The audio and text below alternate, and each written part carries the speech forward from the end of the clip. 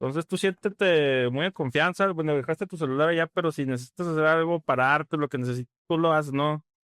Ah, No, pero ¿cómo está eso? ¿Qué te digo? ¿Pausa o qué? ¿Qué no, hacemos? nomás sí, nomás espérame. Por ejemplo, estamos tomando agua de Jamaica Ajá. y es diurética, entonces dan ganas de hacer el baño. Si de repente dices, espérame, déjame voy al baño, pues vas al baño, yo aquí le pauso Órale. ya. ¿Dónde está el baño? ¿Acá afuera? Sí, aquí está, ahí te digo, está en una puerta acá. Ah, ok. Vamos a darle, pues. Vamos a darle. ¿Qué tal, mi gente bonita? Bienvenidos a otro episodio de Marco Mena Busca Amigos, el podcast para los curiosos y la gente que ama una charla interesante. El día de hoy con otro experto de un tema que ya tenía muchas ganas de platicar. Buen amigo ya de la última vez que tuvimos una plática, mi estimado Yuri, ahorita te voy a presentar bien. Sentí una muy buena conexión, mucha confianza, se ve que es una persona muy inteligente, que también es muy curiosa, o eso es lo que me hace a entender. Y se ve que eres además un apasionado de la profesión. Sabes que eso a veces resulta muy extraño en el panorama ahorita que tenemos con la reforma, que también lo vamos a platicar un poco por encimita. Pero es raro ver gente que sea tan apasionada de lo que hace, ¿sabes? Que tenga como que esa convicción y esa vocación de no nada más el conocimiento, sino de servirle a la gente. El día de hoy me acompaña el buen Yuri Ali Ronquillo Vélez, originario de Chihuahua, ¿verdad, mi estimado Yuri? Así es, ¿Cómo Marco. estás, mi Yuri? Estoy bien, muchas gracias por la invitación. Efectivamente, soy originario de Chihuahua, vivo acá en Torreón desde hace 6 años, muy feliz, pero soy de Chihuahua. Excelente. A ver, déjame te presento propiamente. Fíjate, Yuri, estudiaste la licenciatura de Derecho en la Universidad Autónoma de Chihuahua, obteniendo una mención especial, en el examen profesional. Saliste con un promedio destacado de 9.82, que está muy interesante. Pero me llama la atención que por acá dice que desde el 2019 eres el adscrito como titular del juzgado primero de distrito aquí en La Laguna, ¿verdad? Sí, O sea que llevas ya en operaciones desde el 2019 hasta 36 años. sí, Ya es buen sí, muy tiempo. contento. Pero tienes en el Poder Judicial mucho más. Sí, en el Poder Judicial ya acumulo 23 años de... Wow. Sí, ya son bastantes. Oye, fíjate que quería empezar, siempre empiezo estas entrevistas con un tema de romper el hielo. Sí. Hay un tema que me llama mucho la atención. No sé si estás familiarizado con una serie, no sé si te gustan las series y películas y demás, pero hay una serie que se volvió muy popular en Netflix hace muchos años que se llama Suits, o le llaman La Ley de los Audaces Sí. en Netflix, que es una serie de abogados en Estados Unidos, donde el protagonista principal es un güey que se llama Mike Ross. Ujú. El vato tiene una cualidad que se llama memoria eilética o la fotográfica famosa, ¿no? Sí. Entonces él es muy apasionado del derecho, pero no va a la escuela de derecho. Entonces un abogado en un bufete, en una firma muy grande, lo ve, le llama la atención las capacidades que tiene y lo contrata haciéndolo pasar como si fuera abogado sin serlo, o sea, porque no tiene la cédula ni tiene el título ni nada, ¿verdad? Ya. Pero a raíz de que es muy inteligente, pues se le va dando y a raíz de que le gusta, pues se le va dando más. Sin embargo, voy a dar spoilers, pero más adelante en la serie lo cachan porque pues está ejerciendo la ley sin tener la licencia para hacerlo, ¿verdad? Total que termina en la cárcel y todo. Y en Estados Unidos hay una cosa muy interesante que se da con los abogados, es que para que tú puedas ejercer derecho, tienes que hacer tres cosas, si no me equivoco. Número uno, tienes que estudiar la carrera de derecho. Número dos, tienes que pasar un examen aparte para que te den la cédula. O sea, no te dan la cédula nada más por graduarte, sino que te la dan con un examen aparte. Y número tres, tienes que pasar una cosa que le llaman el examen de carácter fitness en character test, que es como de carácter y aptitud, digamos. Pero está muy enfocado en la parte ética. Es decir, que seas una persona que tenga valores, que tenga educación, que tenga actitud de servicio, que el día que alguien le llegue, te voy a dar una lana para que el caso lo hagas a mi favor, que diga no, porque no es lo correcto, ¿verdad? Mi pregunta ahí es, ¿tú cómo has visto a lo largo del tiempo el tema de la ética ya en la aplicación del derecho? Claro. Sí, mira, muy, muy, muy interesante tu pregunta y muy importante lo que tocas en relación a la ética. Yo creo que la ética es fundamental en la formación y no solo en la formación de los abogados, sino también ya en el ejercicio de la profesión. De la serie que comentas, sí vi algunos capítulos muy interesantes. Está la serie porque como tú señalas, esta persona, por la memoria fotográfica que tiene, le da para aprender todas las leyes, ¿no? Se las Ajá. sabe de memoria y lo meten. de manera indebida a litigar, ¿no? Exacto. Se llama, por cierto, se llama Harvey Specter, creo, Harvey dueño, Specter, sí, sí. de la firma. Entonces, es bien importante en la formación, yo diría, de cualquier profesionista, el contenido ético y de valores que van a hacer de esa persona, pues, que de alguna manera vaya blindado para realizar un trabajo profesional, justo como dices tú, con estos valores que impidan, que tuerza, que haga mal uso de los conocimientos que tiene y que de alguna manera garanticen que su labor sea, pues, totalmente honesta. En el ámbito de derecho, te comento, hay un código de ética del Poder Judicial de la Federación. Hay muchos códigos de ética dependiendo de la actividad que realicemos, pero en particular en el Poder Judicial de la Federación hay un código de ética y hay capacitaciones y actualizaciones de ese código. A nosotros Órale. estamos constantemente analizando, de hecho es un librito que lo tenemos prácticamente de bolsillo, ¿no? Es un Wow. librito pequeño, donde vienen ahí establecidos los principios éticos de la función judicial, cómo es actuar con independencia, con imparcialidad, con profesionalismo, con objetividad, para llegar a la excelencia. Son 5 puntos muy importantes que deben de tener presentes todos los funcionarios de carrera judicial y en general todos aquellos que se dedican a impartir justicia y a prestar un servicio tan delicado. Oye, ¿cómo explicaríamos ahí la parte de la diferencia? O sea, dímelo tú a tu experiencia, la diferencia entre lo moral y lo ético, porque es muy similar, pero no es igual necesariamente. Sí, sí, sí, tienes razón. Mira, es bien interesante estos puntos, ¿no? Yo te voy a platicar algo de mi experiencia personal que a mí me nutrió. Las referencias en mi vida para estudiar la abogacía vienen desde casa.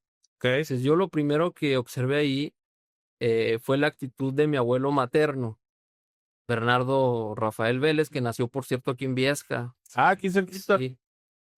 Yo lo vi a él y para mí personificaba la justicia. Era un señor de valores muy, muy, muy bonitos, de una educación que, por cierto, fue autodidacta. Él se fue formando porque tuvo una educación formalizada muy, muy pequeña. Llegó, no estudió carrera, pero a él le daba para comprar libros y ser autodidacta. Y ahí yo me quedé muy impactado por ver cómo él fue creciendo en su preparación.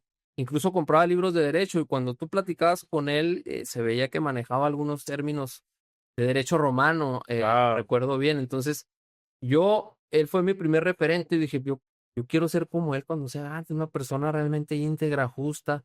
Pero él no fue abogado, él trabajaba en ferrocarriles. Entonces, ahí yo vi una situación que me nutrió mucho en el aspecto de la moral que él manejaba, ¿sí? De los valores morales. Y el enfoque ético, pues ya es más relacionado, ah, digamos, con la actividad que uno realiza de forma profesional. Por ejemplo, en la Facultad de Derecho, pues también nos dieron clases de ética, pero yo siento que los valores morales se cultivan desde casa. en Y casa. cuando tú ya vas decidido a la carrera que vas a estudiar, ya llevas un bagaje de estos valores que se van puliendo con la ética profesional también muy necesaria para el ejercicio de tu carrera, ¿no? Entonces, Sí, porque ahí a veces creo que nos atoramos en la parte de algo que pudiera ser moralmente correcto, no necesariamente es ético. Y ahí te va el ejemplo y la siguiente pregunta, porque platicábamos también aquella vez, y lo platicaba con Ernesto Rubio, le mandamos un saludo, saludos. este, que algo que a mí me impactó, me voló la cabeza y me dejó pensando, y fue una reflexión que me sorprendí que nunca tuve, y también parte de la ignorancia, a pesar de que tenía cierto conocimiento, es que mucho de lo que hace el Poder Judicial se ve sí o sí influenciado por lo que hace la Fiscalía, ¿verdad? Y ahí fue, o sea, ahí fue cuando dije, tiene todo el sentido del mundo, porque es lo que te decía, yo me considero una persona curiosilla, ¿verdad? Sí. Y aún así, nunca me había quedado el 20 de que si, por ejemplo, la fiscalía no hace una buena chamba, no lo puedes rescatar tú acá, pues en el Poder Judicial, por más que quisieras, ¿verdad? Así es. Entonces ahí, cómo le haces tú en tu experiencia también para lidiar con la parte de que tú dices, ay, güey, pues estoy viendo este caso y este güey se ve que sí lo hizo, pero por un error que hubo en el proceso, pues lo tengo que dejar ir. Entonces, a lo mejor ahí moralmente correcto sería decir, pues es que se ve a todas luces que sí cometió el acto, ¿verdad? Sí, Independientemente de lo que haya hecho, pero éticamente tienes una responsabilidad de decir, sin embargo, como faltó el proceso de derecho no estuvo bien, ujú, ni modo, o sea, ya, y tú lo estás viendo de una manera objetiva, ¿verdad? Y claro. tienes que cumplir. Entonces ahí, eso emocionalmente o intelectualmente o sentimentalmente, hasta espiritualmente, ¿tú cómo lidias con esa parte? Sí, mira, no es sencillo. Tú planteas un dilema bien interesante y que sí se da, obviamente, en el ejercicio de la profesión, sobre todo en el aspecto de impartición de justicia, que es donde yo quiero también ampliar el contexto. Cuando se habla de justicia, generalmente pensamos en un juez y en un tribunal, pero en realidad el tema de la justicia inicia, tiene su origen desde la procuración de la justicia, que es quien persigue, quien investiga los delitos. Y es lo que tú ahorita señalas, de que eso se encargan las policías, las fiscalías, los ministerios públicos, que son totalmente aparte del Poder Judicial. Entonces, ¿qué sucede cuando en la integración de una investigación, de una averiguación, hay fallas, hay vicios, hay evidencia alterada? Pues resulta que cuando presentan eso en una corte, como bien dices tú, uno tiene que actuar con entera justicia y ahí, pues, señalar si hubo una falla, porque ante todo nosotros somos protectores y garantes de derechos humanos. Sí es un dilema porque, como bien dices tú, y de hecho, hemos sido objeto de mucha crítica el tema de impartición de justicia porque se señala esto que dices tú. Bueno, los detienen y luego los liberan, ¿no? La famosa puerta giratoria, ¿no? Los llevan detenidos a juicio y luego los liberan. Pero el punto es ese que tú ya detectaste. Si viene mal de origen la investigación, uno tiene que aplicar la Constitución, los parámetros constitucionales y la justicia indica que si una persona es detenida con pruebas alteradas o sin pruebas suficientes, pues tiene que quedar libre. La presunción de inocencia es la que debe imperar, pero no es sencillo, como dices tú, sí hay dilemas éticos, hay tratados que hablan, incluso van más allá. ¿Qué hace un juez ante una ley injusta, por ejemplo? Entonces hay muchos dilemas que presenta la carrera en ese sentido, ¿no? De cómo resolver o hasta qué punto es justicia o no cuando tú detectas una falla y necesariamente tienes que decretar una libertad, si por ahí se asomara de que la persona a lo mejor sí tiene algo de culpa o de responsabilidad. Entonces, sí tenemos parámetros, pero no es nada sencillo, ¿eh? Sí hay dilemas, que se presentan, pero uno tiene que responder a esa entera justicia que marca la Constitución, sobre todo, y los tratados y demás leyes que son las que deben de aplicarse cuando tiene uno esas dudas o ese tipo de asuntos donde hubo una mala procuración de justicia, una deficiente procuración de justicia, que esa sería la base de todos los casos, es la investigación. Si hay pruebas contundentes, si hay pruebas firmes y sólidas, necesariamente tiene que haber un juicio donde va a ser complicado absolver a esa persona, pero si te fijas, viene desde acá, desde abajo, desde la persecución del delito. Oye, pero disculpa que te interrumpa, ¿a qué le podemos atribuir? O sea, a lo mejor nos vamos a estar imaginando, ¿verdad? Pero ¿a qué le podremos atribuir esa falta de conocimiento de la gente en general? Porque tiene ya unos años para acá que se castiga mucho al Poder Judicial, los jueces, es que los suelten y la madre, eso que estamos explicando ahora. Ujú. Pero ¿por qué no volteamos a ver al MP o por qué no volteamos a ver a esta parte de la procuración de la justicia? Es decir, como que no lo estamos detectando ni siquiera en nuestro radar. No sé si me Ujú. explico. A lo mejor los que sí pudieran tener a lo mejor una opinión de eso son personas que han estado sujetas a procesos en algún momento de sus vidas que se ven inmiscuidas, ya sea porque a ellos les pasó o porque algún familiar les platicó o porque vieron de primera mano, ¿verdad? Pero a lo mejor hay un desconocimiento de la otra parte de México, hablando específicamente de México, que nunca le ha tocado así ver algo y por consiguiente no saben que si en el MP no lo están haciendo bien, en el Poder Judicial están de manos atadas. Pero, o sea, ¿a qué crees que se lo podamos atribuir? Pues mira, yo creo que hay varios factores, pero te voy a comentar uno de ellos, porque incluso yo lo viví cuando iniciaba mi carrera. Una confusión conceptual. En aquel entonces había una policía que se llamaba Policía Judicial, por ejemplo. Entonces, mucha gente todavía se quedó con la inercia o con la idea de que Poder Judicial de la Federación equivale a una policía, a una cierta policía, o que tiene funciones policíacas, lo cual pues es un error conceptual. Porque me estoy acordando ahorita que lo mencionas que eran los mentados judiciales. Exactamente. Los judiciales y les traían las troncas y la madre, o sea, pero que no tenía nada que ver, o sí, o sea, o cero. Nada que ver, cero. O sea, ellos eran simplemente agentes policíacos, pero les dieron un nombre que generó esta confusión. Entonces la gente pensaba, ahí viene la judicial, ahí viene la policía judicial. Se queda esta inercia y ha abonado esa confusión de que hoy por hoy mucha gente todavía cree que el poder judicial de la Federación equivale a funciones policíacas y de una policía pues que tenía muy mal prestigio, ¿no? Una policía muy violenta y entonces de ahí viene un aspecto de confusión. Otro puede ser el que comentabas tú ahorita, los productos televisivos que nos llegan, todos van enfocados a visualizar a la corte o a los abogados litigantes, no tanto a la procuración e investigación. Y bueno, hay otros factores también, ¿verdad? Sabemos bien que las policías pues requieren más profesionalización, capacitación, requieren inversión, insumos. Hay todo un tema, ¿no? Pero yo creo que estos factores son los que han contribuido a esa confusión o a que la gente no tenga muy en claro cuáles son las funciones que se realizan, pues por un lado en la procuración e investigación de los delitos y por otro lado en la impartición de la justicia. Insisto, la impartición de la justicia es con un enfoque, impartir justicia es con un enfoque de protección de derechos humanos, de presunción de inocencia, de otros principios que tienen que ver ya con juzgar, no tanto con investigar. Sí, la parte constitucional le llamamos, ¿verdad? Que se refiere ya a la parte de los derechos humanos, que ahorita vamos a tocar eso de ¿cómo se llama? La Corte Interamericana de Derechos. Sí, la Corte Interamericana de Derechos Humanos. Ahorita, pero te quiero preguntar, o sea, es que no sé cómo estructurar este comentario, pero ya ves que tuvimos en puerta hace poquito pues las elecciones Sí, del Poder Judicial. sí. Yo creo que por lo mismo, de que la gente decía, es que los que tienen la culpa son los jueces que liberan a la gente. Pero a lo mejor hubiera estado más interesante una reforma al tema de las fiscalías. Pero a ver, digo, y dime lo que tú creas que debería ser, pero ¿qué hubiera estado interesante en tema de reformas en las fiscalías para que fueran capaces de hacer a lo mejor un mejor trabajo al momento de iniciar las investigaciones?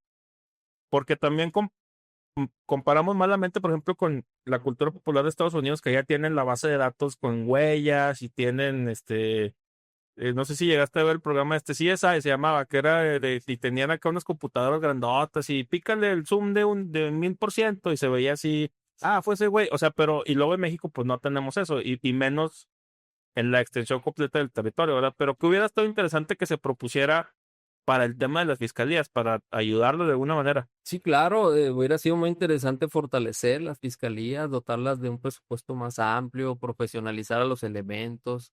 Son varios aspectos porque a final de cuentas la justicia como tal se complementa, ¿verdad? O sea, si tuviéramos, como dices tú, esos laboratorios donde hubiera todo este tipo de trabajo científico, ¿no? De pruebas más fehacientes en la comisión. Estamos hablando obviamente esto del ámbito penal, ¿verdad? La justicia tiene muchas ramas.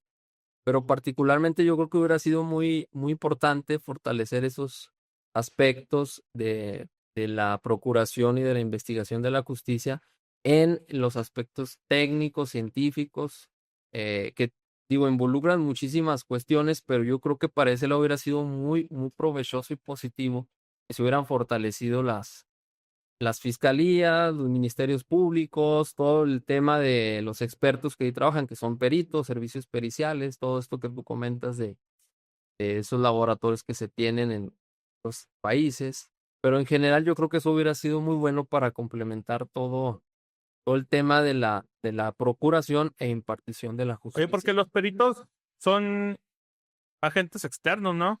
Así O es. sea, por decir, si yo fuera no sé, psicólogo, pues no sé cuál sea el procedimiento, pero yo me imagino que yo me puedo darle alta, no sé si tengan alguna base de datos y pues me hablan a mí como psicólogo para ir a ver algo o un tema de conducta o no sé. Así es, si un perito es un experto en alguna ciencia, arte u oficio. Puede ser un médico, psicólogo, como tú le dices. Y el tema es que en la Procuración de Justicia hay peritos adscritos. Ya se cuenta, por ejemplo, con un departamento pericial. Ahí pues, hay doctores, hay expertos en ciertas materias. En Poder Judicial de la Federación también tenemos una lista de peritos, hay ciertos requisitos para acceder a esta lista, pero son expertos que apoyan al juzgador, ¿sí? Un juez conoce de leyes, el juez debe tener una intuición para resolver, debe tener todos los insumos, pero en el ámbito legal, pero hay veces que requiere de la interpretación de cosas técnicas, ¿no? Estarás de acuerdo que un médico pues sabe obviamente muchísimas más cosas de su ciencia y es el que viene y dictamina e ilustra al juez para que tenga mayores elementos. Entonces, Oye, y ellos, a ver, por ejemplo, y ahorita estamos con el tema de la procuración de la justicia, ¿verdad? Pero sí es procuración, sí es procuración, sí, la procuración de la justicia. O sea, por ejemplo, ese perito, me imagino que tiene que tomar alguna especie de capacitación o entrenamiento para que lo que sea que va a examinar o proveer siga el proceso de derecho, ¿no? O sea, para que claro. luego el día de mañana a ti, por ejemplo, no te toque decir, no, pues ese güey la cagó y tumba Sí, todo.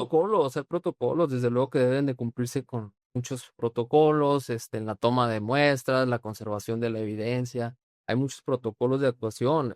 Bueno, lo has notado tú en las series, ¿no? Que llegan y Sí. van poniendo el número de evidencia uno, evidencia 2, los envuelven en plástico, etcétera, las huellas y todo esto. Sí, hay protocolos de actuación y deben, obviamente, ellos estar capacitados, que es donde comentamos esto. Si hubiera sido muy bueno que se fortaleciera este tipo de instituciones, ¿no? Desde la procuración, las mismas policías, ¿no? Entre más profesional sea un policía, ya desde ahí que es el primer contacto con las escenas de los crímenes, etcétera. Todo eso hubiera sido muy provechoso para el sistema. Deberíamos, y esto a lo mejor no lo vamos a tocar por encimita, pero ¿tú crees que estaría interesante, hablando de la profesionalización de la policía, que hubiera, que fuera una carrera, por ejemplo, que fuera algo así un poquito más? Porque ahorita sí hay un, no sé si llamarlo entrenamiento o algo que pues Ujú. vas pero es muy express, ¿no? Y luego ya sobre la marcha y en la práctica vas aprendiendo otras cosas, pero imagínate que fuera una carrera, o sea, que que hubiera una universidad, si tú quieres, específica de la policía, pero que fuera análogo a una carrera, o sí, una homologación de la carrera de policía. Claro. Sí, sí, sí, entiendo perfecto tu duda, lo que quieres transmitir. Mira, aquí quisiera comentarte algo. Yo me desenvolví en un mundo de maestros, mis padres son maestros.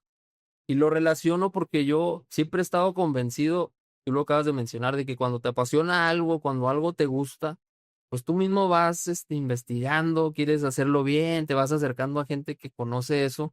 Y yo creo que el tema aquí es también vocacional. Hay ciertas actividades, hay ciertas carreras, profesiones que desgraciadamente no se ejercen con una vocación genuina. Entonces yo soy de la idea, insisto, con la educación que recibí de mis padres, Ajá, de que deberíamos de enfilarnos a lo que realmente amamos, ¿no? exacto. Desde ahí viene el detonante. Entonces, si hubiera realmente policías que quieren ser policías desde niños, hubiera los alicientes para que pudieran ellos desarrollar su vocación, los incentivos, las condiciones, pues yo creo que desde ahí pudiéramos tener esos policías hablando en particular de ello, ¿no? Pero si te vas a cualquier profesión, arte o actividad, pues yo creo que el detonante es eso, que verdaderamente te guste. Y obviamente el Estado genera las condiciones para que eso que te gusta, pues lo puedas llevar a cabo de una manera ya muy profesional. Y siento que eso sería muy bueno. Claro, lo otro, la profesionalización sistematizada o carrera como tal, pues es algo que yo creo que es muy importante también, porque es la manera en que uno va aprendiendo de la gente que sabe, se Porque, nutre. por ejemplo, yo no sé, volvemos a lo mismo, no sé cómo sea la policía. De hecho, me encantaría entrevistar a un policía. No sé qué tanto se preste para platicar, pero, por ejemplo, hasta donde yo sé, en el Poder Judicial todavía, pues no sé si existió Ujú. o existe el tema o sea, hay muchas capacitaciones, o sea, y hay actualizaciones, y hay cursos, y hay talleres, y para que se estén preparando todo el tiempo. Sí, No sé si en la policía hay algo así. Es decir, ahora vamos a dar un curso o sea, de cómo llegar y no destruir las pruebas, o no sé, o sea, algo así y que sea constante, ¿no? pero no sé si haya o no haya. O- Sí, bueno, sería buena idea que trajeras a un policía, le preguntaras. Yo tengo el conocimiento que hay una academia, sí hay un lugar donde tú puedes inscribirte si deseas, tienes la vocación de ser policía. Hay cursos de actualización, sí les tienen cierta preparación, pero al detalle no te sabría decir hasta qué punto, porque lo que sí sé es que hay una gran deserción también, o sea, que ese es otro tema, o sea, una persona que ya prepararon y después no tienen los incentivos en el sueldo, en las prestaciones o ve otra mejor oportunidad y deserta, pues ahí ya también se interrumpe, ¿no? Lo que pudiera haber sido un elemento capacitado. Entonces, sí es un cúmulo de circunstancias.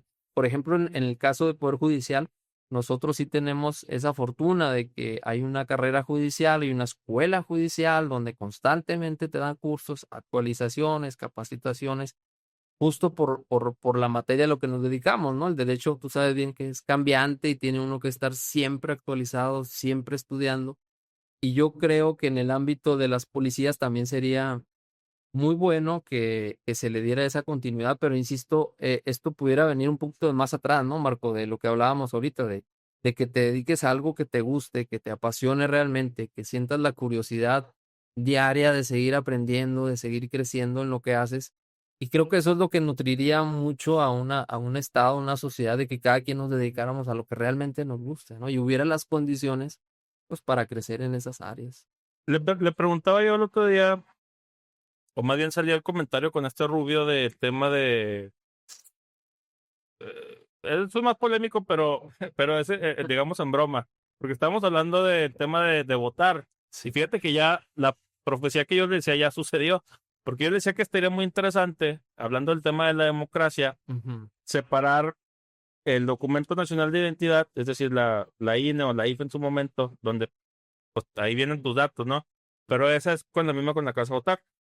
Entonces, separar tu documento de tu licencia de votar, para que tú a los 18 años vas por tu documento de identidad, pero para que puedas votar, tienes que ir a tomar un examen muy sencillo si tú quieres, pero es tomarse la molestia de irlo a presentar para que te den tu licencia para votar y que se tenga que renovar cada cierto tiempo cuando haya elecciones. Un examen muy sencillo, o sea, la diferencia entre poderes y demás, ¿no? ujú. Este, y fíjate, se acaba de convertir en realidad, porque ya ahora el nuevo documento de nacional de identidad ya no va a ser la INE, ya va a ser el CURP, donde le van a meter tu huella, le van a meter ciertas cosas, datos biométricos y demás, y ahora no sé cómo va a estar el tema del INE, si tengas que ir a sacarla o si también va a haber un examen o qué onda. Pero lo que voy con esto es, ¿tú crees que debería de haber, por ejemplo, en el tema de la abogacía, que ahorita estamos hablando del derecho, así como te decía al principio del programa, un segundo o tercer examen donde se midan las capacidades que tienes de manera ética para poder desempeñar tu trabajo? ¿O crees que eso sería un impedimento o un obstáculo al cual no estamos ahorita preparados para maniobrar en México?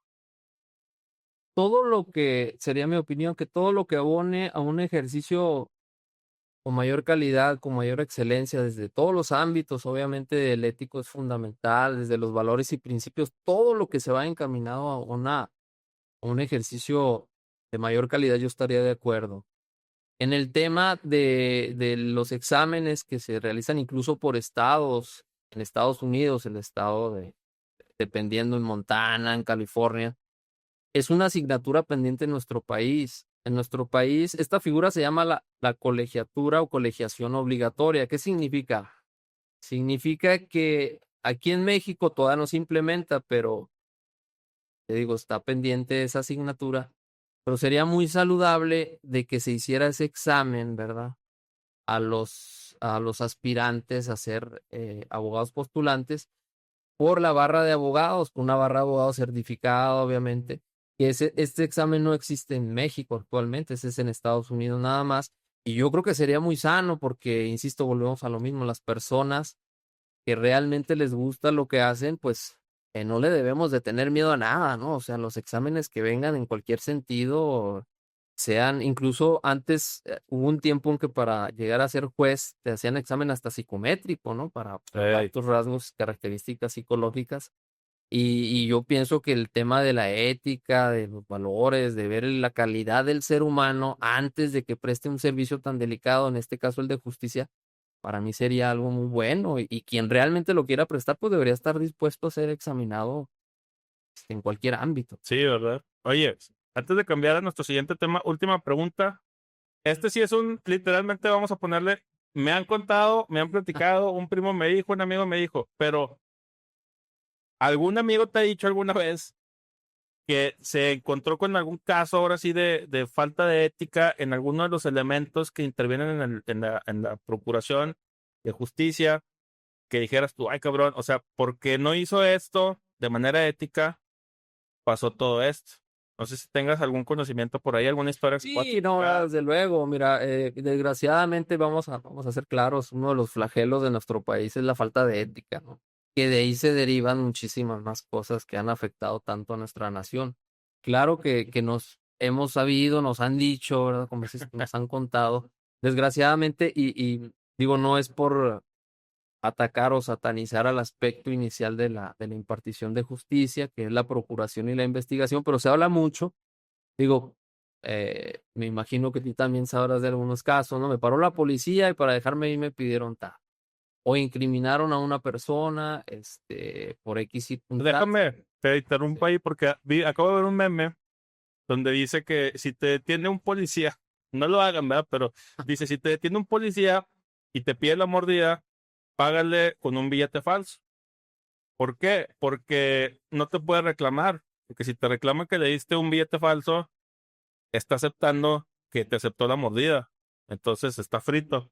Y me dio mucha risa cuando lo vi. Pero bueno, te interrumpí, perdóname. No, bueno, sí, pues justo tú ejemplificas con este meme que nos compartes, la gran crisis que hay en el tema de valores, de ética, y que me regreso a lo que platicábamos ahorita. O sea, todo esto tiene que ver con una formación inicial, ¿verdad? Cuando uno está creciendo en la vida, cuando tiene unas primeras aproximaciones con las personas que lo rodean, ahí es fundamental allegarse de todos esos valores para después, cuando uno estudia o realiza alguna actividad profesional, pues hacerlo de la mejor manera. Entonces yo sí creo que debe de reforzarse mucho el aspecto ético en todas las áreas de la vida profesional del país, pero particularmente en aquellas que tienen que ver con el servicio público, ¿no? Los que trabajamos para algún organismo del Estado, pues tenemos que reforzar esos aspectos y ojalá sea cada vez menos, ¿verdad? Lo que nos platiquen amigos o conocidos de este tipo de casos, ¿no? De fueran eliminándose y llegar a un nivel ético como nación, pues que es el que deseamos, ¿no? Para detonar todo el potencial que tiene nuestro país. ¿Cuál diríamos, sin a lo mejor indagar así una respuesta muy profunda, pero por encimita, qué estaría interesante que pidamos del perfil del abogado, por ejemplo, Ujú.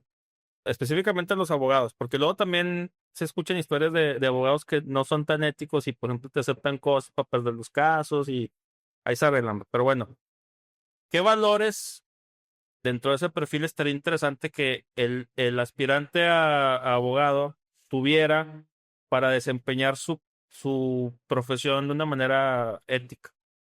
Híjole, pues me vienen a la mente varias cuestiones, pero hay una palabra que tal vez pudiera ayudarnos a describir a ese abogado ideal o las características. Yo pienso que compromiso, un compromiso que obviamente va orientado a varias áreas, ¿no? Un compromiso de estudio, un compromiso de querer hacer las cosas bien, alguien que esté comprometido con la justicia de veras, con la justicia entera, alguien que te refleje que es una persona comprometida, ¿verdad? Que tú sepas que le gusta lo que hace, que lo ha venido haciendo desde hace tiempo, con su experiencia.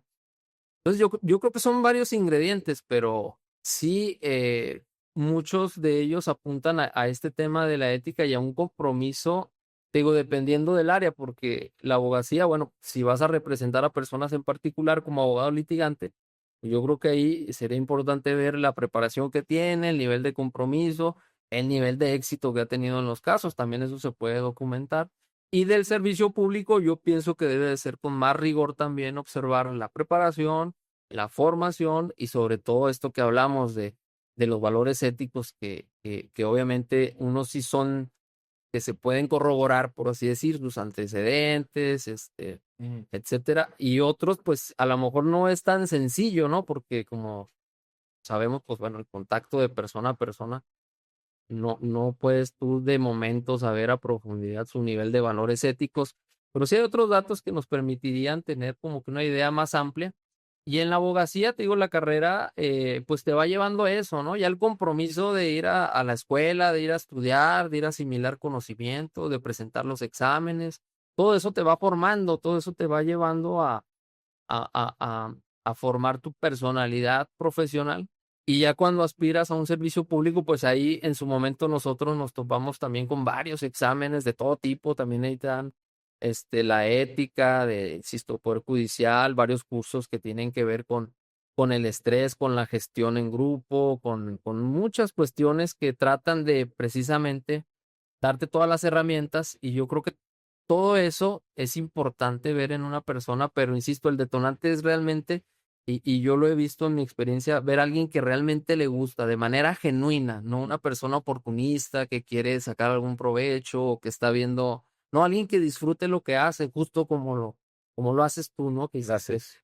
dices, que te sientes, se nota luego lo que amas, lo que haces, te diviertes, que te gusta. Entonces, eso es también trasladado al derecho también lo ve uno y lo percibe, por ejemplo, del buen Ernesto, ¿no? Le mando Ándale, un pues yo saludazo a Ernesto, que un es un crack. saludazo. Claro que sí. Aquí yo lo tuve el gusto de conocerlo aquí en La Laguna y percibí esa chispa, percibí ese entusiasmo, ese compromiso y pues tú lo ves, ¿no? Hasta la fecha, una persona muy comprometida, muy íntegra y ama lo que hace. Entonces, yo creo que ese sería, desde mi punto de vista, uno de los aspectos más importantes, ver que realmente la persona ame lo que hace y a partir de ahí, pues claro, ir creciendo o con los detalles ya técnicos y con las cuestiones ya más complejas de la propia carrera, pero si te gusta lo que haces, si lo amas, seguramente lo vas a respetar y lo vas a proyectar y las personas que se acerquen a ti, pues podrán corroborar que tú estás siendo pues alguien íntegro en lo que haces desde el punto de vista que es lo que te gusta hacer, ¿verdad? Fíjate que esto está muy interesante lo que compartes, porque creo que a mucha gente le pasa similar, por ejemplo, a lo de la policía, en el sentido específico de que mucha gente terminamos desempeñando a lo largo de nuestra vida algún trabajo, no necesariamente por vocación o por pasión, sino muchas veces porque la necesidad nos orilla a desempeñarlo, ¿verdad? Ahí está, por ejemplo, ahorita que decíamos eso de los policías que sí se meten y terminan la academia, están un ratito y luego se salen y buscan otras cosas, o gente que está un nivel todavía más abajo y que dicen, no sé qué hacer, güey, déjame meto a la policía y a ver ahí quedo detrás y todo algo, ¿verdad? Que son luego los que a lo mejor en la parte de la ética no están tan comprometidos, que es la palabra que usabas ahorita, porque pues es que no sienten el mismo fuego de la pasión que el otro güey que sí es su vocación. Ujú. A mi mamá le mando un saludo, pero mi mamá es abogada licenciada en Derecho. Ella se recibió un poquito más grande y decidió estudiar la carrera de Derecho yo siento, a título personal, que más por necesidad que por gusto, a pesar de que fue una tremendísima y excelente abogada, porque muy inteligente y muy creativa y muy, este, veía cómo mover los casos de la manera adecuada para encontrar por dónde pasar ¿cómo le llaman? El hilo por la aguja, ¿verdad?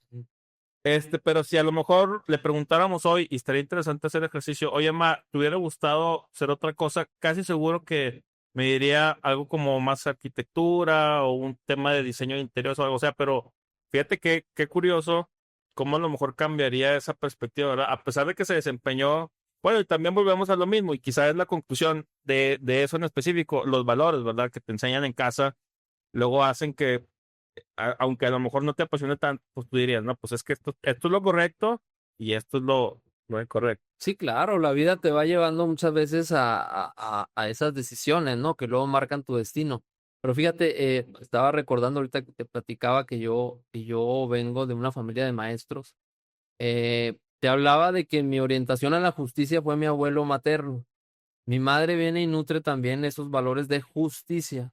Pero luego mi padre me motiva porque él ya, igual que tu mamá, siendo maestro y padre de dos hijos, él decide estudiar la carrera ya un poquito ya grande, ¿verdad?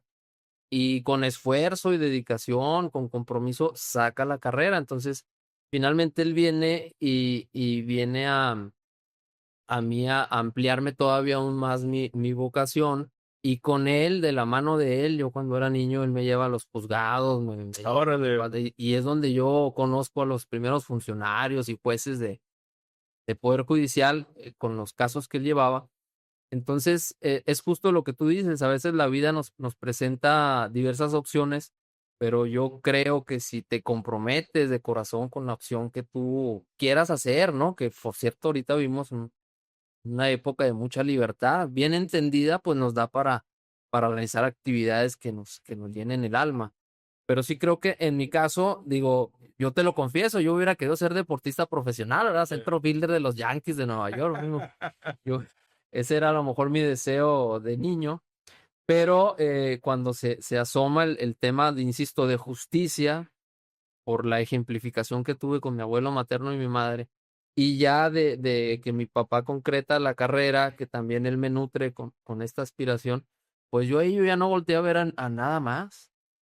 El detonante final de mi formación para orientarme a la impartición de justicia fue un magistrado de aquí de Torreón, que yo conocí en Chihuahua, el magistrado Hernández Cimental, a quien yo le tengo un gran aprecio, y él viene ya prácticamente a consolidar lo que para mí fue mi aspiración. Dije, yo quiero ser juez, ¿verdad? No veo otra opción en mi vida, y a partir de ahí me pongo nada más a estudiar. Antes era un tema de estudio, de preparación, de estar nada más leyendo y nutriéndote de evidencia, presentando exámenes, avanzando en categorías.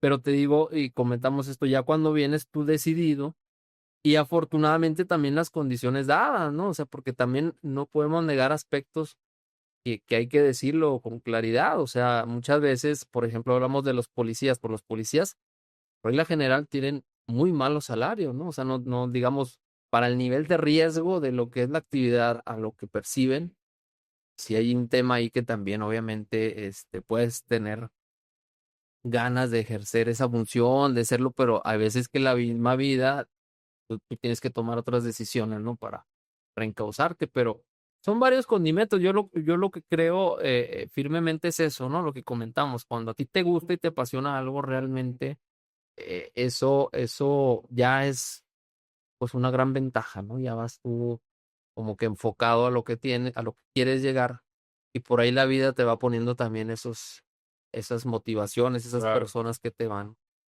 pues guiando, Inspirando. también. Oye, mi Yuri, platícame ahora sí de la vida en el Poder Judicial. O sea, he tenido la fortuna en el podcast de entrevistar a gente que ha estado en el Poder Judicial, y que se desempeña en esta parte ahora sí que la impartición de la justicia, pero me gustaría saber los pormenores, ahora sí, tu capacidad de juez, ¿no? Que estás hasta arriba, digamos, en muchos aspectos de la parte de la supervisión y de la impartición y de ver cuándo sí, cuándo no, la responsabilidad que conlleva, por ejemplo, el tema, porque tú trabajas muy de cerca con este Rubio en todo lo que tiene que ver con los proyectos y las sentencias y estar ahí al pendiente.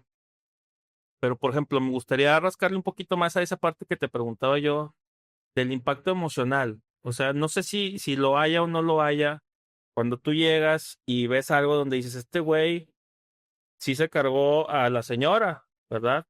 En un ataque de furia le hizo algo que, terminó en un evento muy desafortunado, pero resulta que acá en la carpeta de investigación estoy viendo que no se respetó esta parte del proceso y lo único que yo puedo hacer en mi función de juzgador como ente objetivo, este, es dejarlo ir.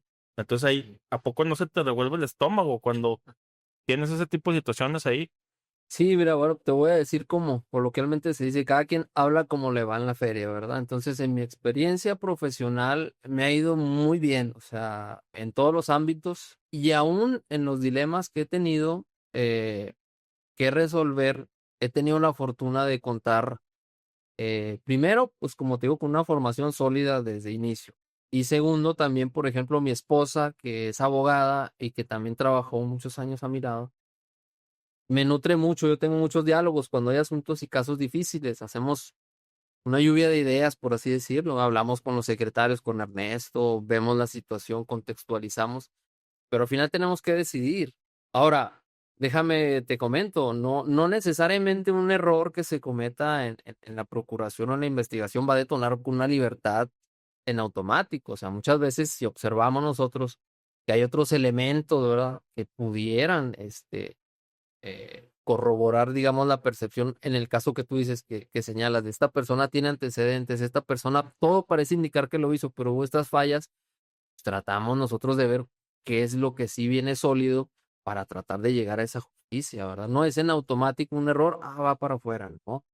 Tiene uno que ver muy detenidamente cada situación y tratar de llegar a esa, por eso te decía la frase de entera justicia, que mi mamá la maneja mucho, la entera justicia, o sea, no una justicia por encimita, ni una justicia formalista, rigorista, donde un error va para afuera, no, ver realmente cómo puedes llegar a eso que la sociedad requiere, ¿verdad? Porque lo que al final, el tema de justicia es un tema de paz social.